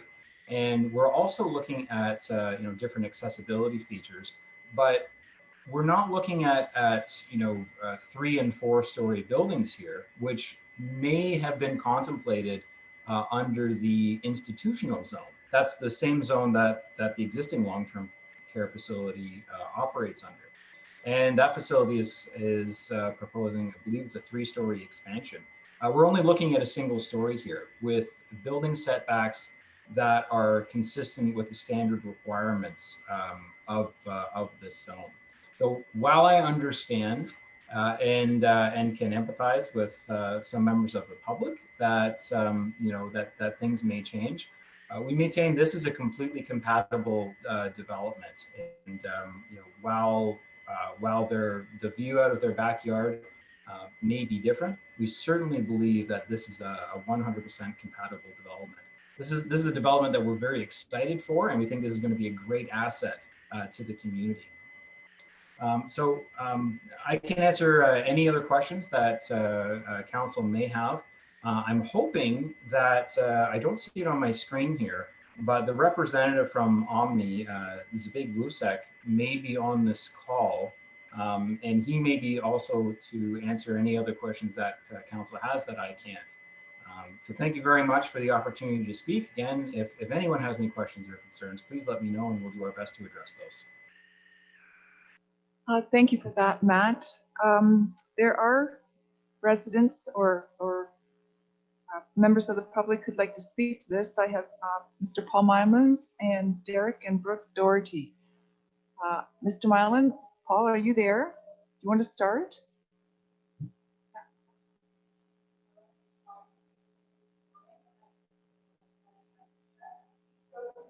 Oh dear. Should we start with the Dohertys then? Are they on? So we have nobody right now. Okay, if you want to interrupt maybe or wave if they come on, I'll move then to council and see what questions councillors have for the presenters. We'll start with Councillor Silva. Anyone else? Yeah. Oh, Councillor Scott after. Okay. We'll start with you, Derek, and move on, Brad. Sure. So I will say in principle, before anybody gets their back up, I do propose, I do support, converting some of this land into additional senior living, whatever, in the different varieties that may come to be. I do have some, I guess, fairly pointed question or specific questions that maybe you're not prepared to answer at this point, but hopefully maybe you can keep them in mind going forward. I do note that, as Mary and Francis put in the report, that there's no sidewalks and that sort of thing. I think that'll definitely have to be dealt with. More specifically, there are a lot of trees on that property right now. There are quite a few trees along the boulevard. I would ask that, in the interest of keeping the area nice and also additional privacy for whomever ends up living there, try to keep some of that foliage intact, especially along Oxbow Drive.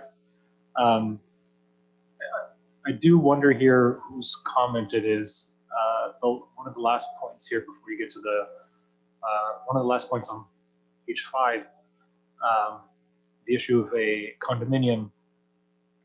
So due to the tenancy arrangements of the units, a plan of condominium is not proposed. However, an application to convert the lands to a condominium may be sought in the future. Where did that come from, and why might that be the case? Through you, Madam Mayor, to Councillor Silva, I'll try to answer this, but also let Matt chime in. I did receive a few comments from the public related to the lands, and if we can guarantee that they would be retained for senior living and continue to be leased out.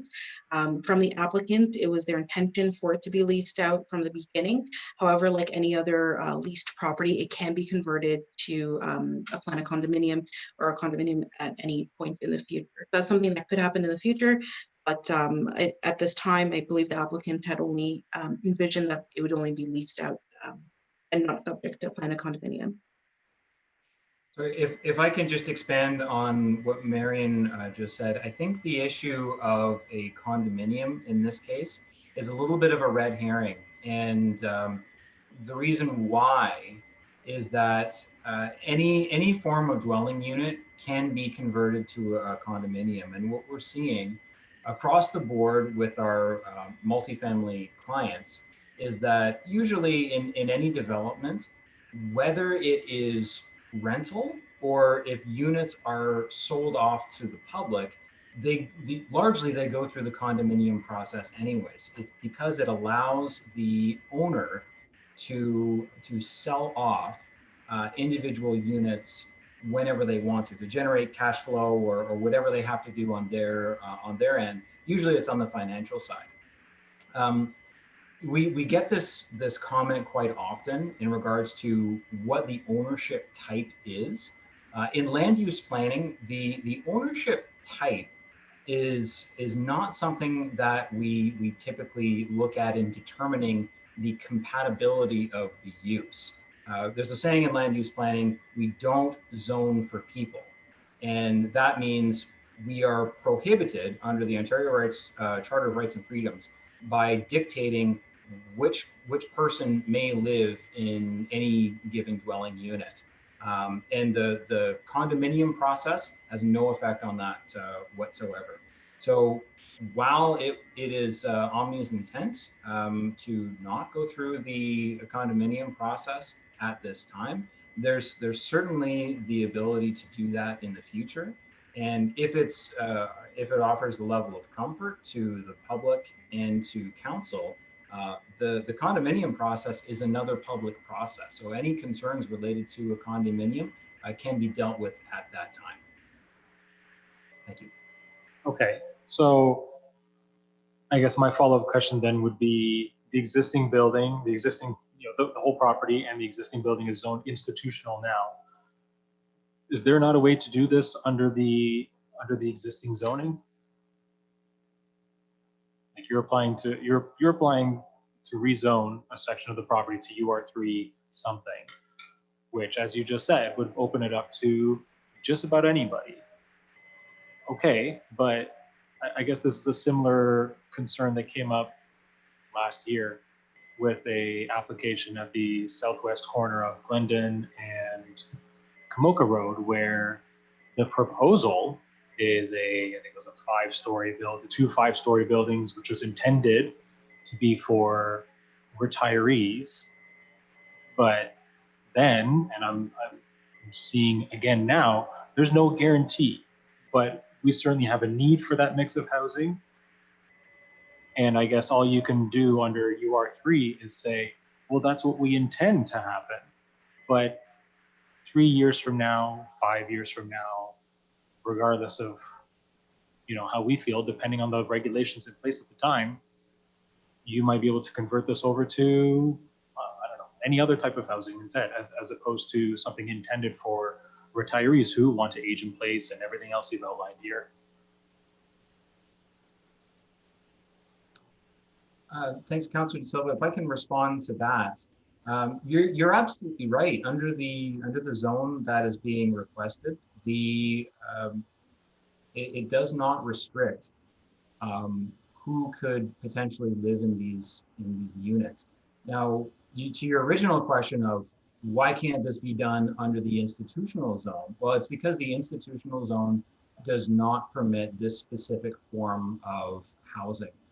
It permits exactly institutional forms of housing, like the Country Terrace facility that's immediately next door. The model of housing that's being looked at right now, this is a little bit of a new format in terms of association with existing care facilities. And again, like I mentioned, kind of expanding that the housing choices that are available for people who may want to live proximate to Country Terrace. Again, the point that could anybody live here? Absolutely. And in this case, our client Omni is simply responding to the market and demographic conditions that currently exist. I fully expect that if there is a strong need for long-term care beds, and if the appropriate funding is provided by the various levels of government that are required to fund these facilities, that these townhouses would likely fulfill that role. It's really just looking at the laws of supply and demand here. Conversely, if there is a housing need for non-seniors persons, they may look at fulfilling that role as well. It's the nice thing here is that these townhouses can be flexible to respond to the needs of the community. Okay, final question. Then to that end, does your client have a price target in mind, whether it's for rental or for sale at this point? That I'm unaware of. Typically, we don't get into discussions about pricing when we're looking at zoning changes. I do see that my client Zabig is on the call. Zabig, if you're able to, are you able to provide any information regarding pricing for any potential units that may be constructed here?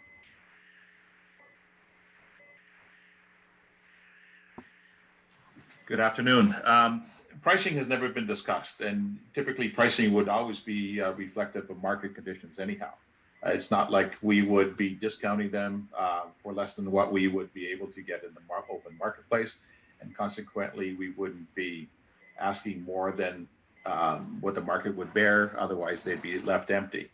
But there were a couple of very good comments that you made, Matt, earlier on in regards to the condominium process. Omni Health is owned by a general partnership, and there might be a possibility where some of the owners may be interested in taking a share of that particular project in ownership. So the condominium process is just that. It's another means of ownership rather than being held as one parcel. It can be subdivided into one of 50 or whatever. There was another comment made in regards to expanding the size of the long-term care facility. That is strictly governed by the Ministry of Long-Term Care. We did make a previous application to them to expand further upon the existing approval that they gave us, and that came back with a negative comment. The ministry is the one who decides where and what size of any project will be built anywhere in the province. I believe that answers two of the questions that were presented. If there's anything else, I'll be more than glad to chime in. Are there other questions from councillors? If I may then, when I read the documents that were presented to us, I was thinking of other examples in the county, and I'm thinking of one in Park Hill. The nursing home is on one side of the street and the residences are on the other side. The people who live in the residences have a spouse typically across the road. Sometimes it's another relative, but I'm thinking this is the model, from what you're saying, I'm thinking this is the model that I'm thinking of there that you want to implement here. These are people whose spouse may need care, but they would be living more closely in distance, that is, to their spouse or relative, and able to visit and have a, as you're saying, one floor. This wouldn't be a, I don't know, luxury type condominium with, I don't know, lots of amenities that might, these are the units that I'm thinking of that I saw were fairly, it was like a modest, I guess, I don't know how to describe it. It was functional, it was accessible, it had nice amenities, but it wasn't, I don't recall seeing marble countertops or anything like that. Am I on the right track here? And I don't know, I mean, in the long run, when the boomers are gone and there's lots of space for everyone else, maybe, yeah, different people may want to move in. But right now, that was the niche that I saw being filled there. Is that what you're thinking of? Madam Mayor, perhaps I can answer that question. The specific interior layout and features that you may or may not find in these has not been determined yet, but as Big mentioned, this is going to be responding to market conditions. So if Omni believes that there is a market demand for an ultra luxury unit and that can be absorbed by the community, they may look at doing that, but I suspect likely not. It would be more modest finishes and more in line with what you just said. Okay, thanks. Madam Mayor, yeah. if I might interrupt for one moment, you are absolutely correct in what you just mentioned. The concept originally arose by another long-term care facility in Mount Forest, where they had built townhouses adjacent to the long-term care facility. And they found an enormous need of a spouse who wanted to be close to a partner that they have lived with for the last 50 years. A lot of them don't have the ability to drive or to see them anymore. So they would they go and visit that partner of theirs on a daily basis, sometimes several times a day. And they have the property in Mount Forest has a waiting list currently of people who would like to take advantage of that opportunity to stay close to their partner. And that is the original concept that we envisioned for this property. Okay, yeah, I wasn't thinking of Mount Forest. I was thinking of the one in Park Hill to be specific, but that is exactly the same model then. Thank you. Well, if there are no other questions, oh, is there anyone online? Did someone show up? Oh, good. Okay, Paul, go ahead, please. Thank you, Madam Mayor and council members. I may be a little emotional. I've had a little frustration to get connected here when you first called for me, but I think I have that now done. So I apologize if I get a little emotional, but this hits home. That hits us right in our new home. I believe that you have my comments in front of you there. I don't know if I should repeat those. Probably I should, so that others can be aware of them. Well, they were distributed. These are the comments and questions that were sent to Marion and then she responded. These are my speaking notes. Oh, your speaking notes. I didn't get. Oh yeah, I didn't get those either. Okay, go ahead. Okay. You're speaking notes. Go ahead. So in regards to the noted applications, we do not support these applications for zoning bylaw amendments and consents so close to our single family residential properties. We are not in agreement with the staff report. I guess I should say that that's sort of what the previous applications mentioned. They supported it. We do not. We do not support these as the impact of development with these amendments will severely impact our property and our living environment. These high-density townhomes are a contrast to our single-family homes. We have been residents in Komoka since May of 1974. After 45 years living in and generally enjoying our home and community on Simcoe Crescent, we moved into a new home at 20 Valley View Crescent in June of 2019, still in Komoka. We love the village here. This is a lovely home in a lovely neighborhood. Can you excuse me? The township. Yeah, it's okay, I'm online. Okay, got it. Can you copy that? And we would like to continue our enjoyable Komoka living for years to come. The development proposal with the applications will directly impact us in our new home as it is in our immediate background at a much higher density than what we have here. As longtime Komoka residents and community volunteers and working within the municipality, we are quite familiar with the Oxford Drive, Union Avenue, Valley View Crescent area from the time that the Komoka Nursing Home encompassed all of the area that now is Valley View Crescent and Union Avenue. The homes already constructed in the area are lovely single-family residential homes in a lovely neighborhood.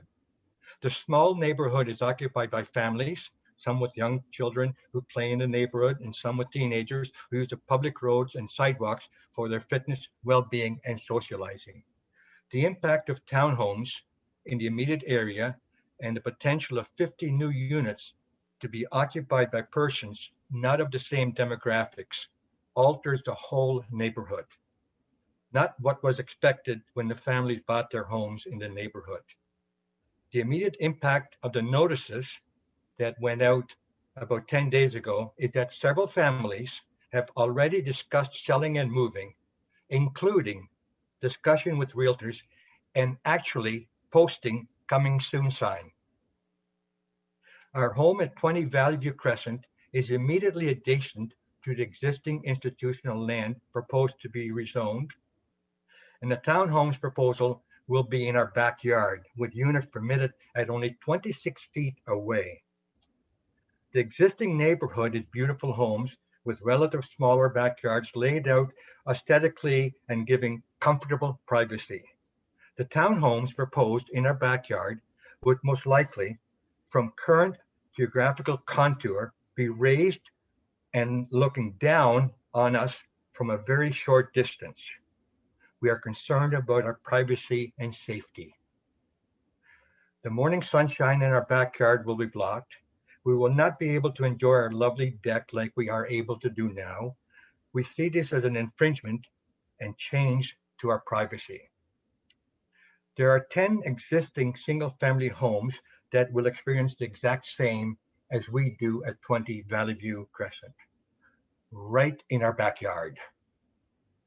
The official plan policies for multiple dwelling and residential areas include, under item B, densities proposed should be generally compatible with adjacent densities when proposed adjacent to or within existing residential areas. And this is proposed within existing residential areas. The planned developments are adjacent to our property at a much greater density compared to all the existing single-family residences in the neighborhood. The proposal is for UR3 urban residential third density zoning with a new site-specific exception. Of the existing 12 urban residential third density UR3 zones, UR3 through UR3-11 that are in the zoning bylaw, as best as we can tell from the maps that we've looked at, none has been added after single-family residential development was already in the immediate area, like it is here.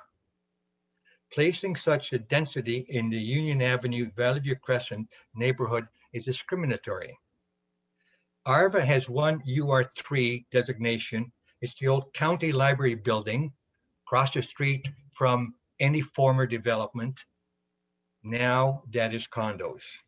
Illerton has several UR3 by a newer development by the park. It was designated before residential development. UR3-2, UR3-3, UR3-4, UR3-5, UR3-7, UR3-11, all within or adjacent or part of with new development. So the new development is aware. We are not. We were not. Kilworth has UR1 in new development south of Glendon Drive, has UR3-5 in the business park before single family homes were in that area. UR3-8 and UR3-9 in Kilworth are new developments on the former vegetable tobacco farm. Kamoka, UR3 for the Kamoka Seniors Apartments before new development in the area. Kamoka, UR3-6 in the Kamoka Road and Glendon Drive, part of the new development area. UR3-10 in the Wellness Center development that is still vacant land. The first UR3 rezoning that I can tell from the maps that are, would say, part of or immediately and if directly affect single family residential development. The townhome proposal places a much higher density near adjacent and to existing single family homes. When we purchased our home in May 2019, we looked at the municipality's official plan and the applicable zoning. We felt comfortable that the immediate area would remain single family and our ongoing enjoyment of the new home. And I don't want to say this paragraph, but I have to, and my emotions are affected. If despite our concerns and objections, the lands are developed in some form of multi-residential, we are demanding that the development proceeds in a manner that will avoid noise, dust, never-ending construction, and other site-related commotion that affects our livelihood. We see an example of that today and the past 6 months, and in fact going to last year on the development of Union Ave, where it seems like every Friday, heavy construction equipment starts working and then it stops for the next several days and then next weekend again. Omni Healthcare are proposing the townhomes development as housing for seniors. From my own personal experience at the Kamoka Seniors Apartments, just this year, the designation as seniors living is not enforceable.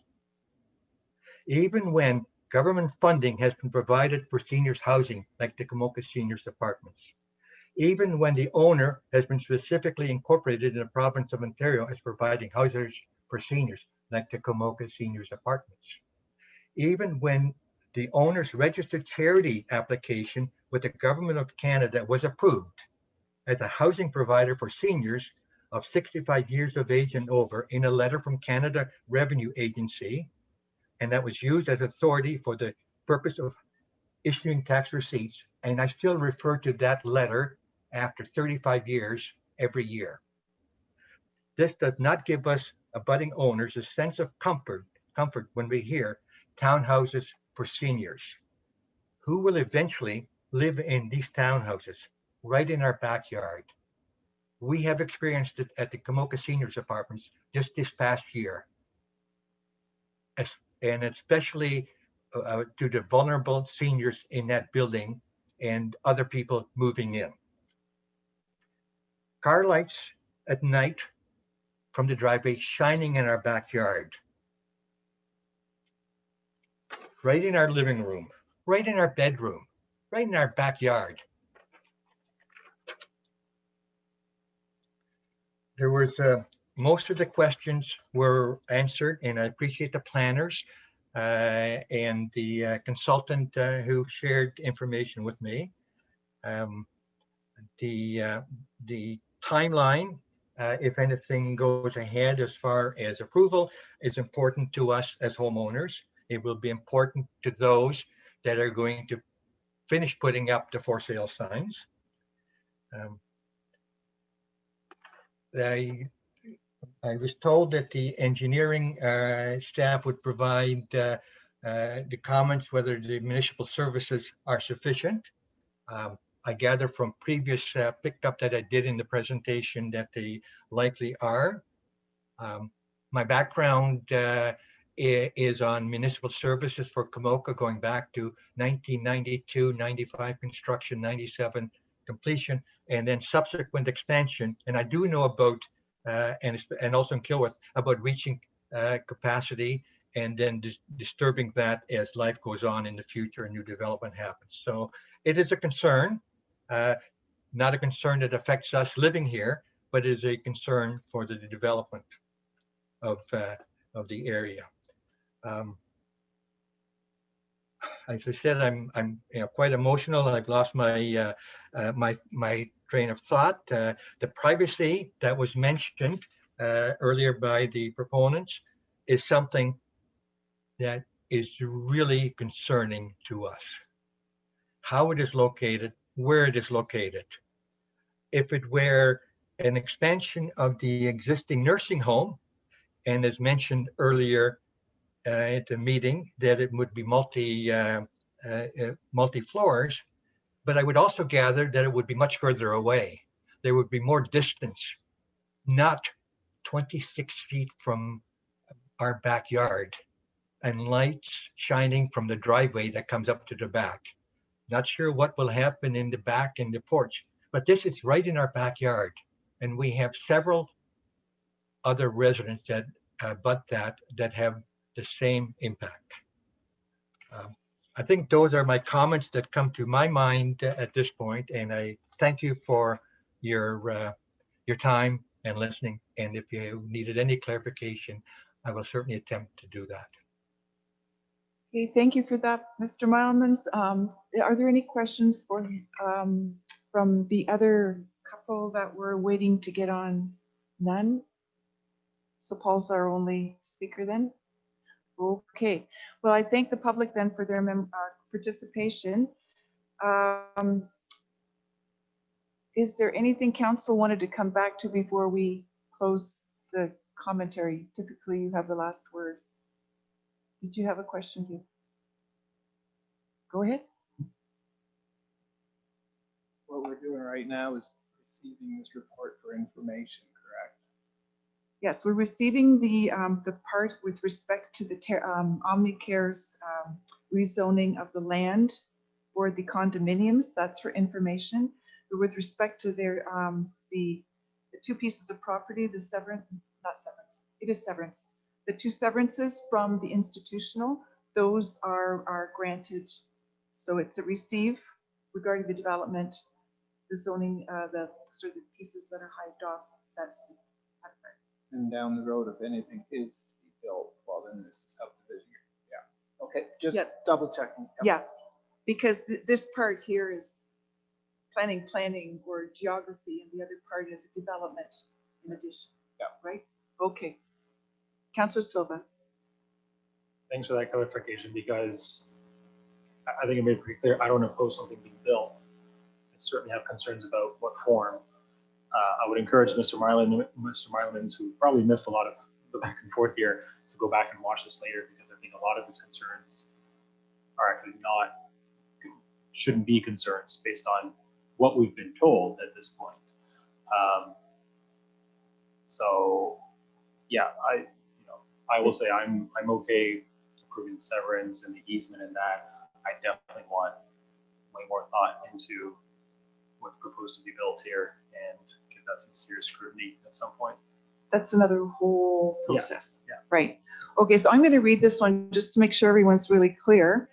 The motions before us that the zoning bylaw amendment with respect to the application 11/2020 filed by Celinda Priamo on behalf of Omni Healthcare, which is County Terrace, and Omni Healthcare CT GPCOL Limited to rezone a portion of the land at 172 Oxbow Drive and the land on Oxbow Drive, which is the old concession 3 South part lot, blah, blah, blah, all the numbers, for a 50-unit medium density residential development be received for information, and that the consent application filed on behalf of the same company to create a parcel for a lot addition purposes with an area of 3.26 acres and described frontage on the properties on concession 3 as described, known municipally as 172 Oxbow Road be granted, and that the consent application filed by the same company on behalf of County Terrace established to, in order, pardon me, to establish a servicing easement in favor of County Terrace, as described for that location, known municipally again as 172 Oxbow Road be granted, and that the other consent filed by Celinda Priamo on behalf of Omni Healthcare to establish the driveway access easement at the same location as described at 172 Oxbow be granted, and that there are 7 conditions with respect to the first piece, 6 conditions, and 6 conditions again for the 2 consent applications. So there are virtually 2.5 pages of conditions. I'm sure you've read them all. I would ask for a mover and seconder for the receipt and the granting of the consents. Councillor Silva and Councillor Arts, all in favor? And opposed? That is carried. Thank you for that. That was much longer than our others and more complex, but good conversation and good participation, so thank you. Moving now to item 9.8, which is the application from Nottingwood Inc. I have that. We have Cindy Rector, Dave Rector, and Casey coming on. In the meantime, I'll ask the planner to please review the purpose and effect of the application and present the report. Oh, sorry, I think is that? Madam Mayor, the planner on the file is Stephanie Poirier. She should be in the attendance for the Zoom meeting. Okay.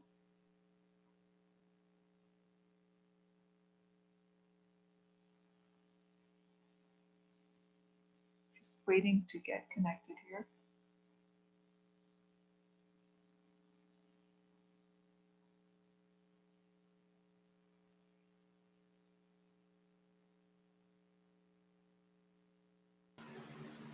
Good afternoon, everybody. Sorry, I was rejoining there. So is it my turn to present? It is. I apologize for delays. You never know with planning. There's lots of questions sometimes. So go ahead. Yeah, no worries. I'm just going to share my screen with you.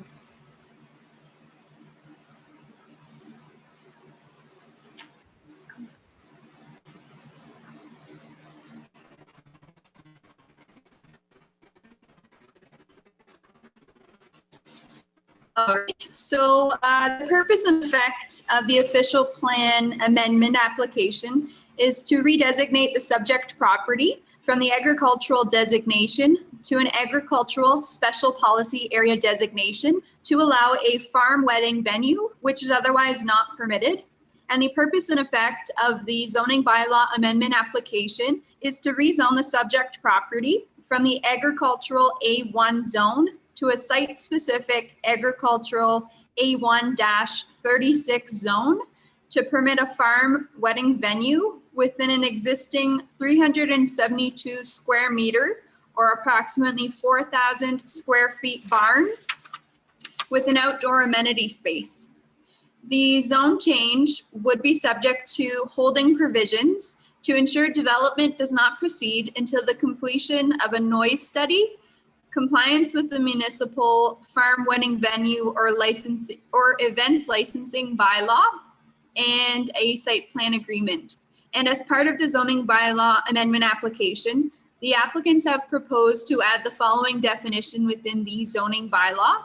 So it's a definition of a farm wedding venue shall mean a lot, building, or structure or part thereof in an agricultural area used for weddings, bridal showers, or other parties / celebrations associated with weddings or civil unions.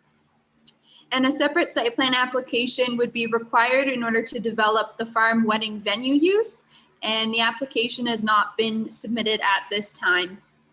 So the property has an area of approximately 50 acres or 20 hectares and is occupied by a single detached dwelling, a detached garage, and a metal-clad barn. And the property contains a patch of significant woodlands as per Schedule B of the Middlesex Center official plan. And these subject lands are surrounded by agricultural uses.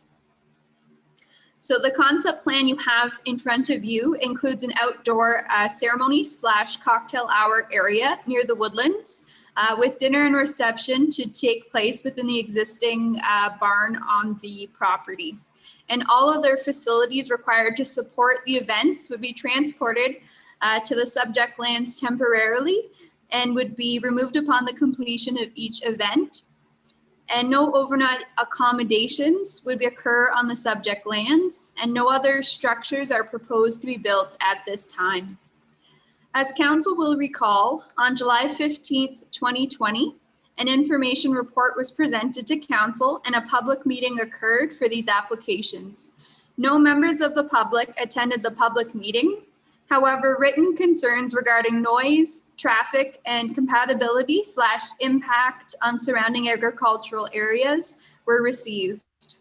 Additionally, it was clarified that both the existing dwelling on the subject lands and the proposed wedding venue would impact the surrounding agricultural properties and their ability to establish new livestock structures from an MDS standpoint. So notice of the application was circulated in accordance with the Planning Act. And as mentioned, through the first circulation in July, we did receive 3 written submissions from the public, and concerns were generally regarding noise, traffic, compatibility, and impact on surrounding agricultural uses. And no public comments were received to date as a result of the notice being circulated for the recommendation report being brought forward today. But we did receive some agency comments. So St. Clair Region Conservation Authority had no concerns with the applications, and the Middlesex Center Chief Building Official has no objection to the applications. Staff have reviewed the proposal in accordance with the criteria within the provincial policy statement for establishing non-agricultural uses in a prime agricultural area. Staff are satisfied that the land does not compromise or contain a specialty crop area. And a few days prior to the July 15th meeting, as council will recall, staff did receive MDS calculations from the agent, and the chief building official has now had the opportunity to review the calculations and has expressed no concerns in regards to the proposal meeting the MDS requirements. In regards to the identified need for the proposed use, planning staff are aware of the apparent farm wedding venue trend within Middlesex County and within Ontario, but have not been provided any quantifiable analysis in this regard. Staff note that the agent has indicated that it is not uncommon for these types of venues to be booked several years in advance, which may demonstrate the need or demand for farm wedding venues. While it is difficult to determine the long-term demand for these types of facilities, staff note that there are presently not many farm wedding venue facilities operating in Middlesex Center and few in Middlesex County. Staff are of the opinion that event venues in general are generally better located in settlement areas. However, it is recognized that the attraction for these facilities lie in the rustic rural setting, which may be difficult to achieve in the settlement areas. Staff note that the subject lands are identified within the prime agricultural area under the PPS and are identified as containing primarily a Class 2 soil type. All agricultural lands within Middlesex Centre are considered to be within the prime agricultural area, and most soils are considered to be prime agricultural soils, which provides a limited opportunity to consider lower priority agricultural lands within the rural area for a location for this proposal. The proposal was also evaluated with section 10.1 of the Middlesex Centre official plan. Staff are of the opinion that the proposal is generally in conformity with the goals of the agricultural designated areas of the official plan. The proposed farm wedding venue is considered to be consistent with the PPS criteria for a limited non-agricultural use in a prime agricultural area, being that it is not located in a specialty crop area, complies with MDS, has a justified need, and alternative locations have been evaluated. The county official plan provides for direction for atypical proposals such as farm wedding venues to be addressed in the local official plan. Additionally, both the PPS and the county official plan provides policies for the protection of agricultural lands. The proposed amendment is not anticipated to negatively impact agricultural land. The subject lands is serviced by private water and private sanitary services, and the proposed conversion of the existing barn into a farm wedding venue is not anticipated to impact or increase the demand of municipal services. The agent has indicated that washroom facilities in the form of porta potties would be brought on site for each event and removed upon the completion of each event, eliminating the need for any improvements to the private septic system existing on the subject lands or the need for an additional septic system for the proposed use. In order to prevent the farm wedding venue use to expand beyond what is currently proposed, staff recommend that a site-specific zoning only apply to a portion of the subject lands that contain the proposed use, as per Schedule A of the bylaw. Additionally, staff recommend that the H2 and H3 holding provisions be added to the site-specific zoning to prevent the use from occurring without the completion of a noise study and a site-specific, a site plan agreement, And the removal of the H2 holding provision is contingent upon the completion of a site plan agreement. And removal of the H3 holding provision is contingent upon the completion of a noise impact analysis. It is recommended that a farm wedding or events licensing bylaw be established in order to address certain operational matters, such as the number of events per year, number of persons per event, hours of operation, traffic management, emergency plan, etc., which are not able to be regulated through the zoning or a site plan applications. So as a result, staff recommend that a holding provision be added to section 3.7B of the Middlesex Centre zoning bylaw and be applied to the subject rezoning application, which would require the obtainment of a license under the municipal farm wedding or events bylaw. Staff are able to find general support within the planning policies for the proposal. Planning staff do, however, recommend that a municipal farm wedding venue, wedding or events licensing bylaw be developed to address operational matters related to this type of use within the agricultural area, and recommend the official plan and zoning bylaw amendment are structured to reflect this. It is recommended that council consider the adoption of the official plan amendment and approval of the zoning bylaw amendment at this time, subject to holding provisions. And should County Council approve the official plan amendment, municipal administration could prepare for council's consideration a farm wedding or event licensing bylaw under which a license would be the prerequisite for the establishment of the use on the subject lands. This would allow the principle of the land use to be established at this time, with the regulatory details to be further considered and ultimately approved by council. So it is recommended that the official plan amendment be adopted and forwarded to the County of Middlesex for consideration and of approval.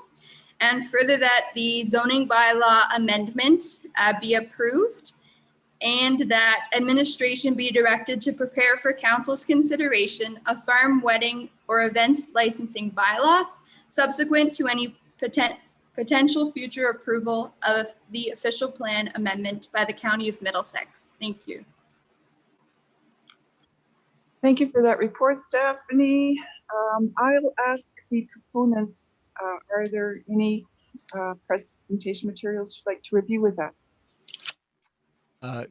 Good afternoon, Madam Mayor and members of council. My name is Casey Kolchicki. I'm a planner with Zelenka Priamo Limited, representing the rectors on this proposed OPA ZBA. I've had several conversations with Stephanie over the course of the application. We thank her and the planning staff at the county for their work on this file. We've reviewed their staff report and we are generally in agreement with the recommendation. The one point of concern that I wish to bring up is the one holding provision requiring the obtaining of a license under the events bylaw. I am generally in agreement with the theory behind it. I guess my concern is requiring a license from a document that doesn't exist yet. And we are in a position that we've begun the site plan process, and we are working diligently to get our approvals in line for next spring. So that way, barring COVID going sideways on us or anything, hopefully we have a wedding season next year and we want to be up and running come springtime. And we do have some concerns just around the timing of the generation of a new bylaw document that we have to obtain a license under. So there are some concerns with regards to timing, since that's out of our control and it's being done through the administration branch, and we don't have any control over when that bylaw will be brought to council, when it will be approved by council. We could, I would like to think, there's a certain level of confidence that we can obtain the licensing or through the bylaw by next spring. But if something gets held up, we're in between a rock and a hard place come wedding season. If we have everything else completed and we're stuck waiting for a license under a document that doesn't exist. So we do have some concerns with regards to that one holding provision. And if there's some assurances that we can get from staff on the timing of this bylaw, that might address those concerns. But at this point, we do have that one concern. Sorry about that. Thank you, Casey, for your comments. I'm going to just jump in here and say that I'm going to ask our CAO to allay your concerns about a 6-month time frame for creation of a bylaw. Thank you, Madam Mayor. Through the chair, the applicant is correct in the sense that a condition as part of this approval today is for municipal staff to look at putting in place a bylaw that would put some guidelines in place from an operational standpoint. This is something new that our municipality would experience, having these private events on agricultural lands. In discussion with planning, we felt that it is in the best interest for the municipality to look at putting a bylaw that would help us with future events like this. So we will do our utmost to make sure that we put a bylaw before council by spring of next year. Thank you for that. Oh yes, there is a member. No, it's the next one. No members of the public, so I can move to council. Are there any questions from councillors about what you've heard today?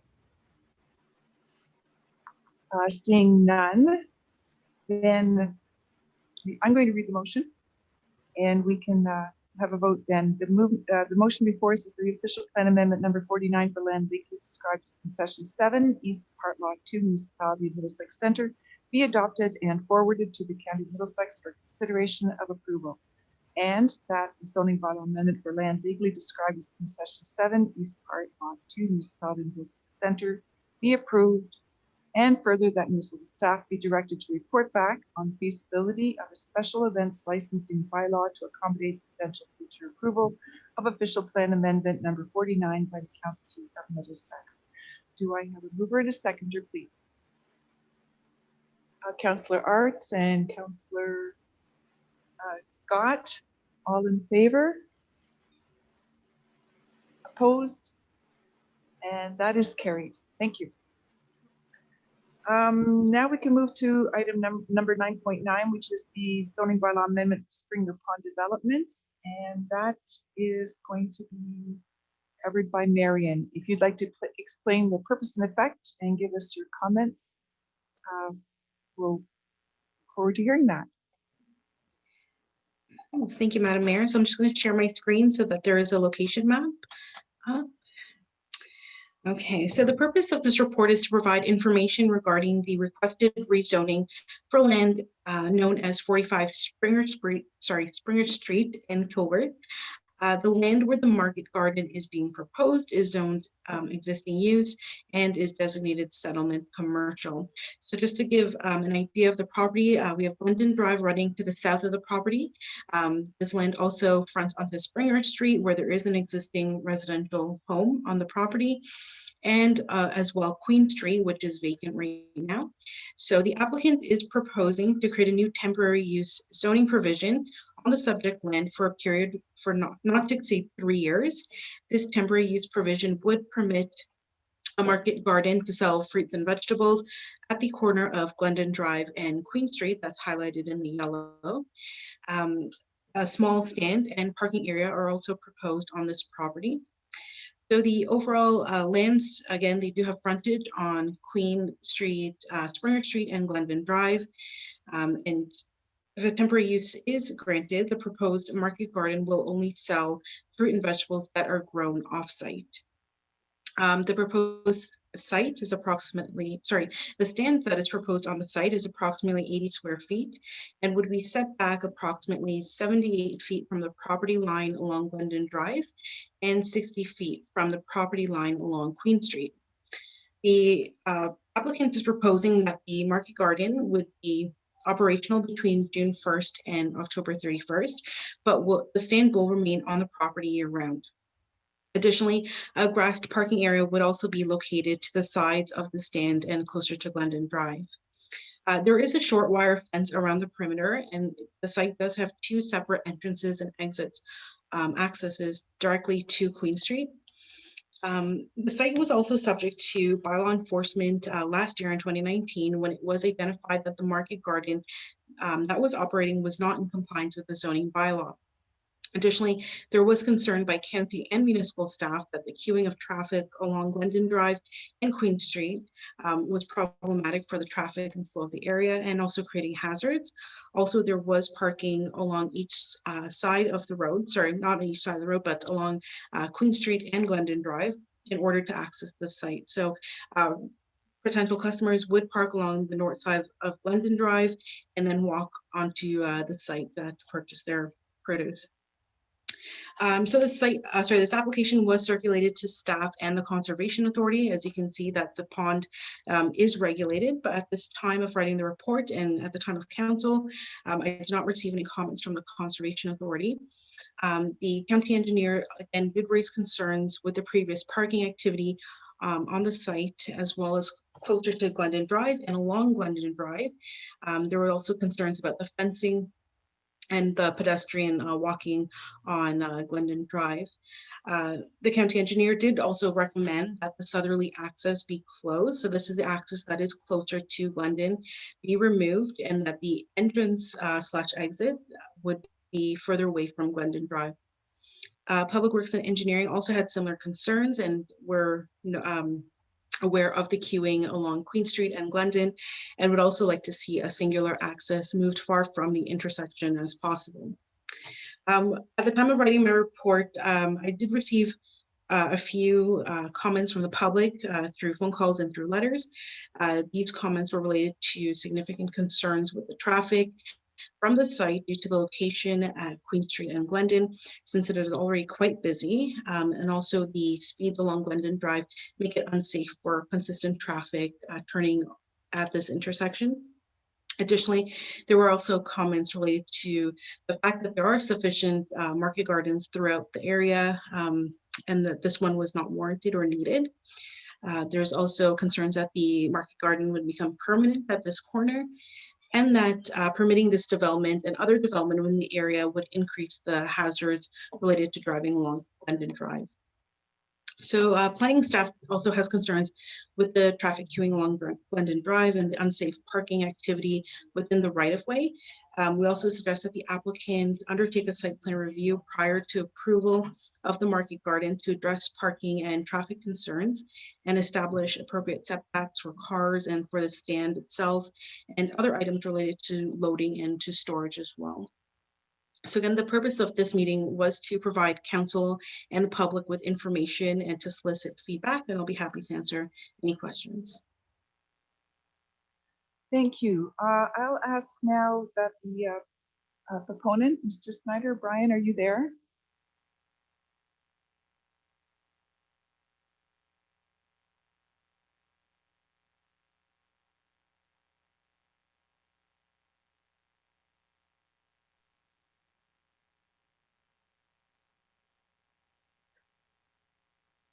Hello. Ah, there you are. I'm just asking if you would like to make a presentation now then. Marion's actually done a very good job of summarizing the application.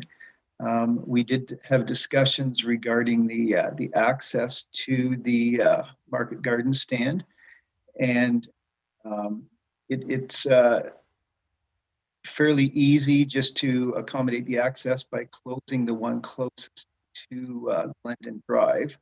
That would be the one that's actually existing. It's been there for probably 30 or 40 years, but we can move it to the northerly one. The farmer, the corn crib, which would be operating this, they actually have one in Strathroy as well, and they found that it was right on Highway 81, and they found it was actually safer having a separate entrance and exit. But I understand the possible concerns with that, being that close to Glendon Drive. I believe we can accommodate that by just having the one entrance. It is, as Marion mentioned, it is just for the summer months, and generally there would maybe be half a dozen cars there at a time. Currently, there are other there's another stand just west of like on Glendon Drive, west of Lake Hortons, which is in an 80K zone there. And I don't believe there's been problems with people accessing directly from Glendon Drive to that stand. I'm not sure if there's any other questions I can help you with. Okay, thank you for that. Then I'll ask, I think that we have a member of the public waiting. Is Robin Taggerty there?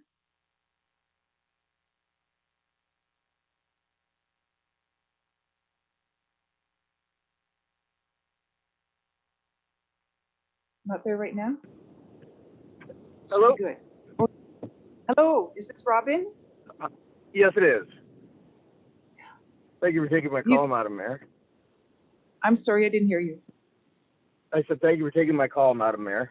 Oh, not at all. Please go ahead and make your presentation and your comments.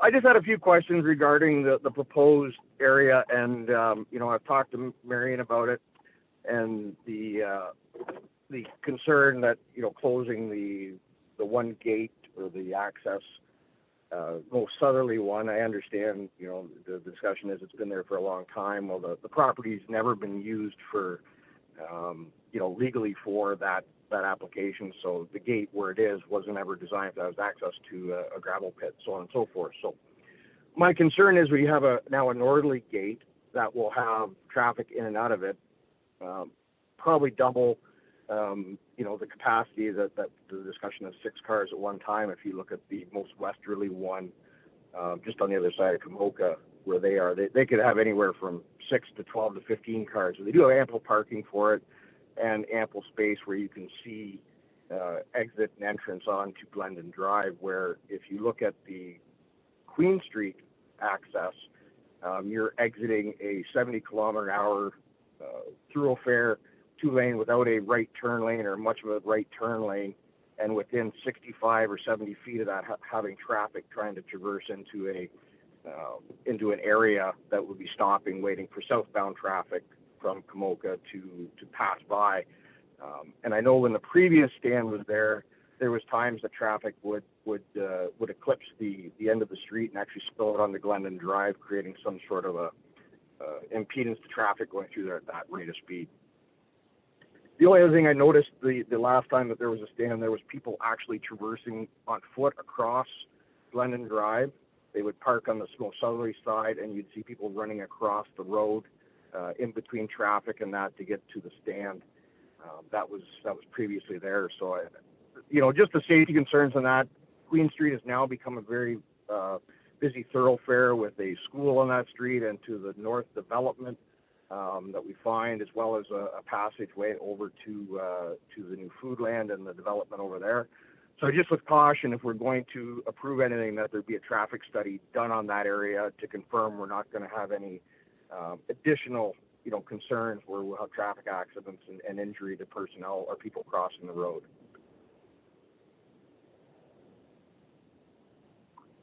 Okay, thank you for your comments. I don't know, Marion, did you want to review any of the, or highlight the county or engineering comments on that? I'm not sure if the person has seen those or. Yes, through you, Madam Mayor, to Robin. I know that we had spoken in the past about the possibility of closing that entrance and that satisfying the county engineering and municipal requirements along that stretch. In terms of the traffic study, I might have to leave that to the Director of Public Works and Engineering to address that, but that's something that we would like to consider before approving this, because I think that there are some concerns related to traffic that residents and staff have brought up. Okay, then, thank you. So just to be clear too, this is a report that we're receiving for information. So I think if you have significant concerns, you can write and have those documented if you'd like, Mr. Taggart. So I don't think there are any other members of the public who have registered to speak on this. So I'll ask council if they'd like to make comments. Councillor Silva. Thank you, Madam Mayor. Through you, Mr. Snyder, I know you have a lot going on, specifically around your property there, around the pond. I saw this in action last year. I was not impressed. Regardless of all the measures that you and or corn crib owners took to, to the best of your ability or to the best of your thought that went into managing traffic, it was not pretty to watch. I saw the exact same things Mr. Taggart saw when I was driving down Glendon Drive. And I'm actually really confused as to why this is coming forward. I spoke to the owners of the corn crib earlier this year because they reached out about where else they could operate. And I identified multiple points throughout Komoka and Kilworth where they could. And I was the one who recommended they talk to Orange Rock Developments. It probably would have been about locating on the Market Garden at the New Home Hardware. So I don't know what happened there, but instead there's a G&G location instead. So I don't know what went on behind the scenes. It's not really my business, but there are other village commercial zone properties which is exactly what G&G is using right now to go back to your comment about other sites to operate this market garden. I don't understand why this is coming forth again. Besides that, the traffic concerns are significant. Because of where your property is located and the orientation of it, regardless of the fact that there could be on-site parking and that could be all laid out, I definitely have a suspicion that it's not going to prevent individuals from parking on the other side of Queen Street, from parking on Linden Drive, and so on. And yeah, I know I know the recommendation is just receive for information here, but God, I'm not even prepared to do that. So I'll leave it there. Are there other comments, questions? Councillor Shipley? Through the mayor to Marion, why would we go with 3-year as opposed to just give it a year and see what happens? Through you, Madam Mayor, to Councillor Shipley, the applicant did request 3 years, but we do have the opportunity to reduce it to 6 months, a year, 18 months, 24 months, or 3 years as the maximum. Thank you. Anything else from anyone? Seeing no additional questions, then I'll consider motions. The motion before us is that the zoning bylaw amendment application ZBA 19-20 filed with Spring Pond Developments Inc. to permit a market garden for a period of up to 3 years be received for information. We have a mover and a second. Thank you, Deputy Mayor Brennan, and the seconder, Councillor Arts. All in favor to receive? That is carried. Thank you. Well, that's the end of the planning part. We need a motion that planning committee do now close the public meeting and reconvene the regular into regular council session at 3:34. Councillor Silva and Councillor Scott, thank you. All in favor? And that is carried. Thank you very much. We have no correspondence items today. I'll ask the Deputy Mayor then to give us an update on items of interest from the county.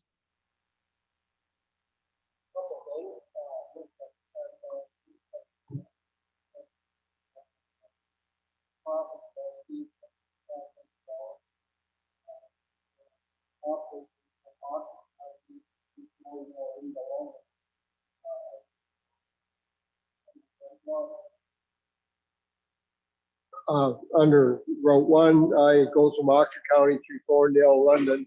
A second route through Dorchester to London is also in the works. It would go to Fanshawe College, Argyle, Masonville Malls. It's an opportunity because of a lack of public transportation. It provides an increase in employment possibilities and for personal appointments for people to get to. The hours of operation are 6:30 to 9:30 and 3:30 to 6:30. And this started yesterday. The county is responsible for putting up bus stop signs, bus shelters, and the budget and the cost of fares. Right now, it's $5 per trip one way, with children and veterans being able to ride free. The buses that have been purchased do provide 2 wheelchair spaces on each bus, along with bicycle racks for the buses. So that is up and running now, and hopefully it'll be fairly successful, along with the one that runs from Sarnia through Strathroy, Camoka, and London. These are government initiatives to try to improve public transit in the rural areas.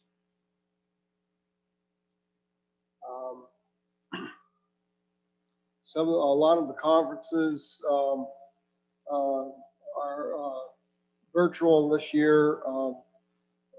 Mayor DeVete sits on a bunch of them, and they are pretty much all webinars. So if anybody wants to watch or see what goes on with those, they can. Moving on to SWIFT, this has been a long project that started back in 2013 with a lot of promises and nothing's ever happened. there's $10.6 million for the internet served for them to work within the county, and they're requesting a $1.94 million loan from the county.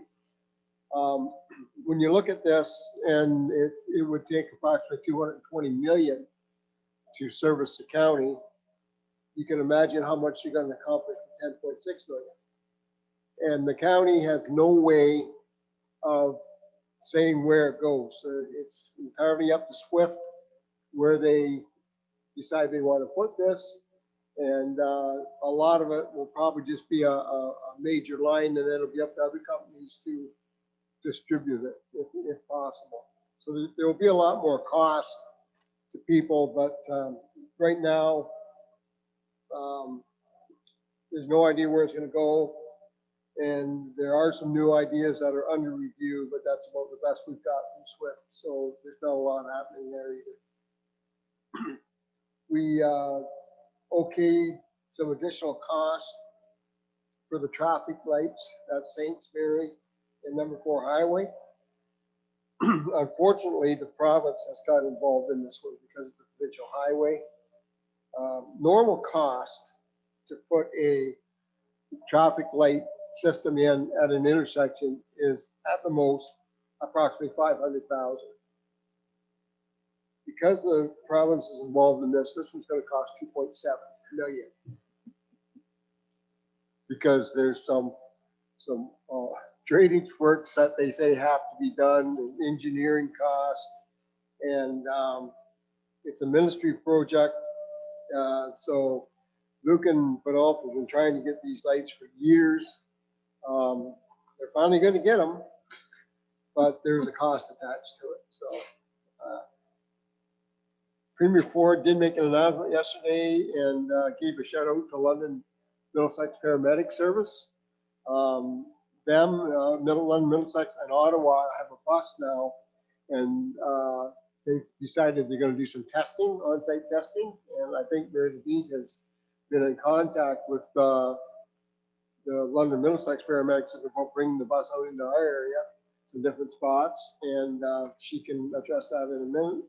To do some testing, Premier Ford said he was very appreciative that they took these people have taken the initiative and just went ahead and started doing it. So in his public announcement yesterday, he did mention the London Paramedic Service. The county inaugural meeting has been set for December the 3rd. There will be no county warden banquet this year. That's usually held in early November. That's been canceled. The province has given the county $1.787 million for COVID. So that's what the county got from the province. And those were the major highlights of this week. Thank you. It makes it sound more exciting than it was. Sorry. And you're absolutely right about the paramedic service. A letter came last week from the London Middlesex paramedic team to ask if we were interested in how we might move forward. And I believe that CEO has already scheduled time next week for a meeting to discuss particulars, and you can update on details if you have any more, Michael. Through the chair, at this point, nothing. I've just reached out to the Chief Roberts just to talk about offering our lands and identifying particular areas we think would be best suited. So once I hear more back from the county, then we'll definitely make that public, and we'll market it and promote it and just do our part to accommodate having a mobile center in our municipality, hopefully more than one spot. Yeah, and I have to say I'm excited for that. It's something I think we need out here. I've talked to a number of residents who mostly need to visit people, or now that the COVID rules have changed, they're not necessarily getting tested every 2 weeks to go to the nursing home to visit mom and dad. But that was getting to be a bit of a strain to have to go into London and sit in a parking lot for a while and wait for service. So hopefully we can accommodate our residents in a better and more effective way. So thank you for that again. And I think now we're ready to do bylaws. We have 6 of them, And so I'll ask for motion that bylaws 2020-072 through 77 as listed on our September 23, 2020 agenda be adopted as printed. Do I have a mover and seconder, please? Councillor Shipley and Councillor Arts, thank you very much. All in favor? And that is carried. And now I need a motion to please go into closed session. So the motion is the Council for the Municipality of Middlesex Centre adjourned to closed session pursuant to Section 239, subsection 2 of Municipal Act 2001, as amended to discuss the following matters.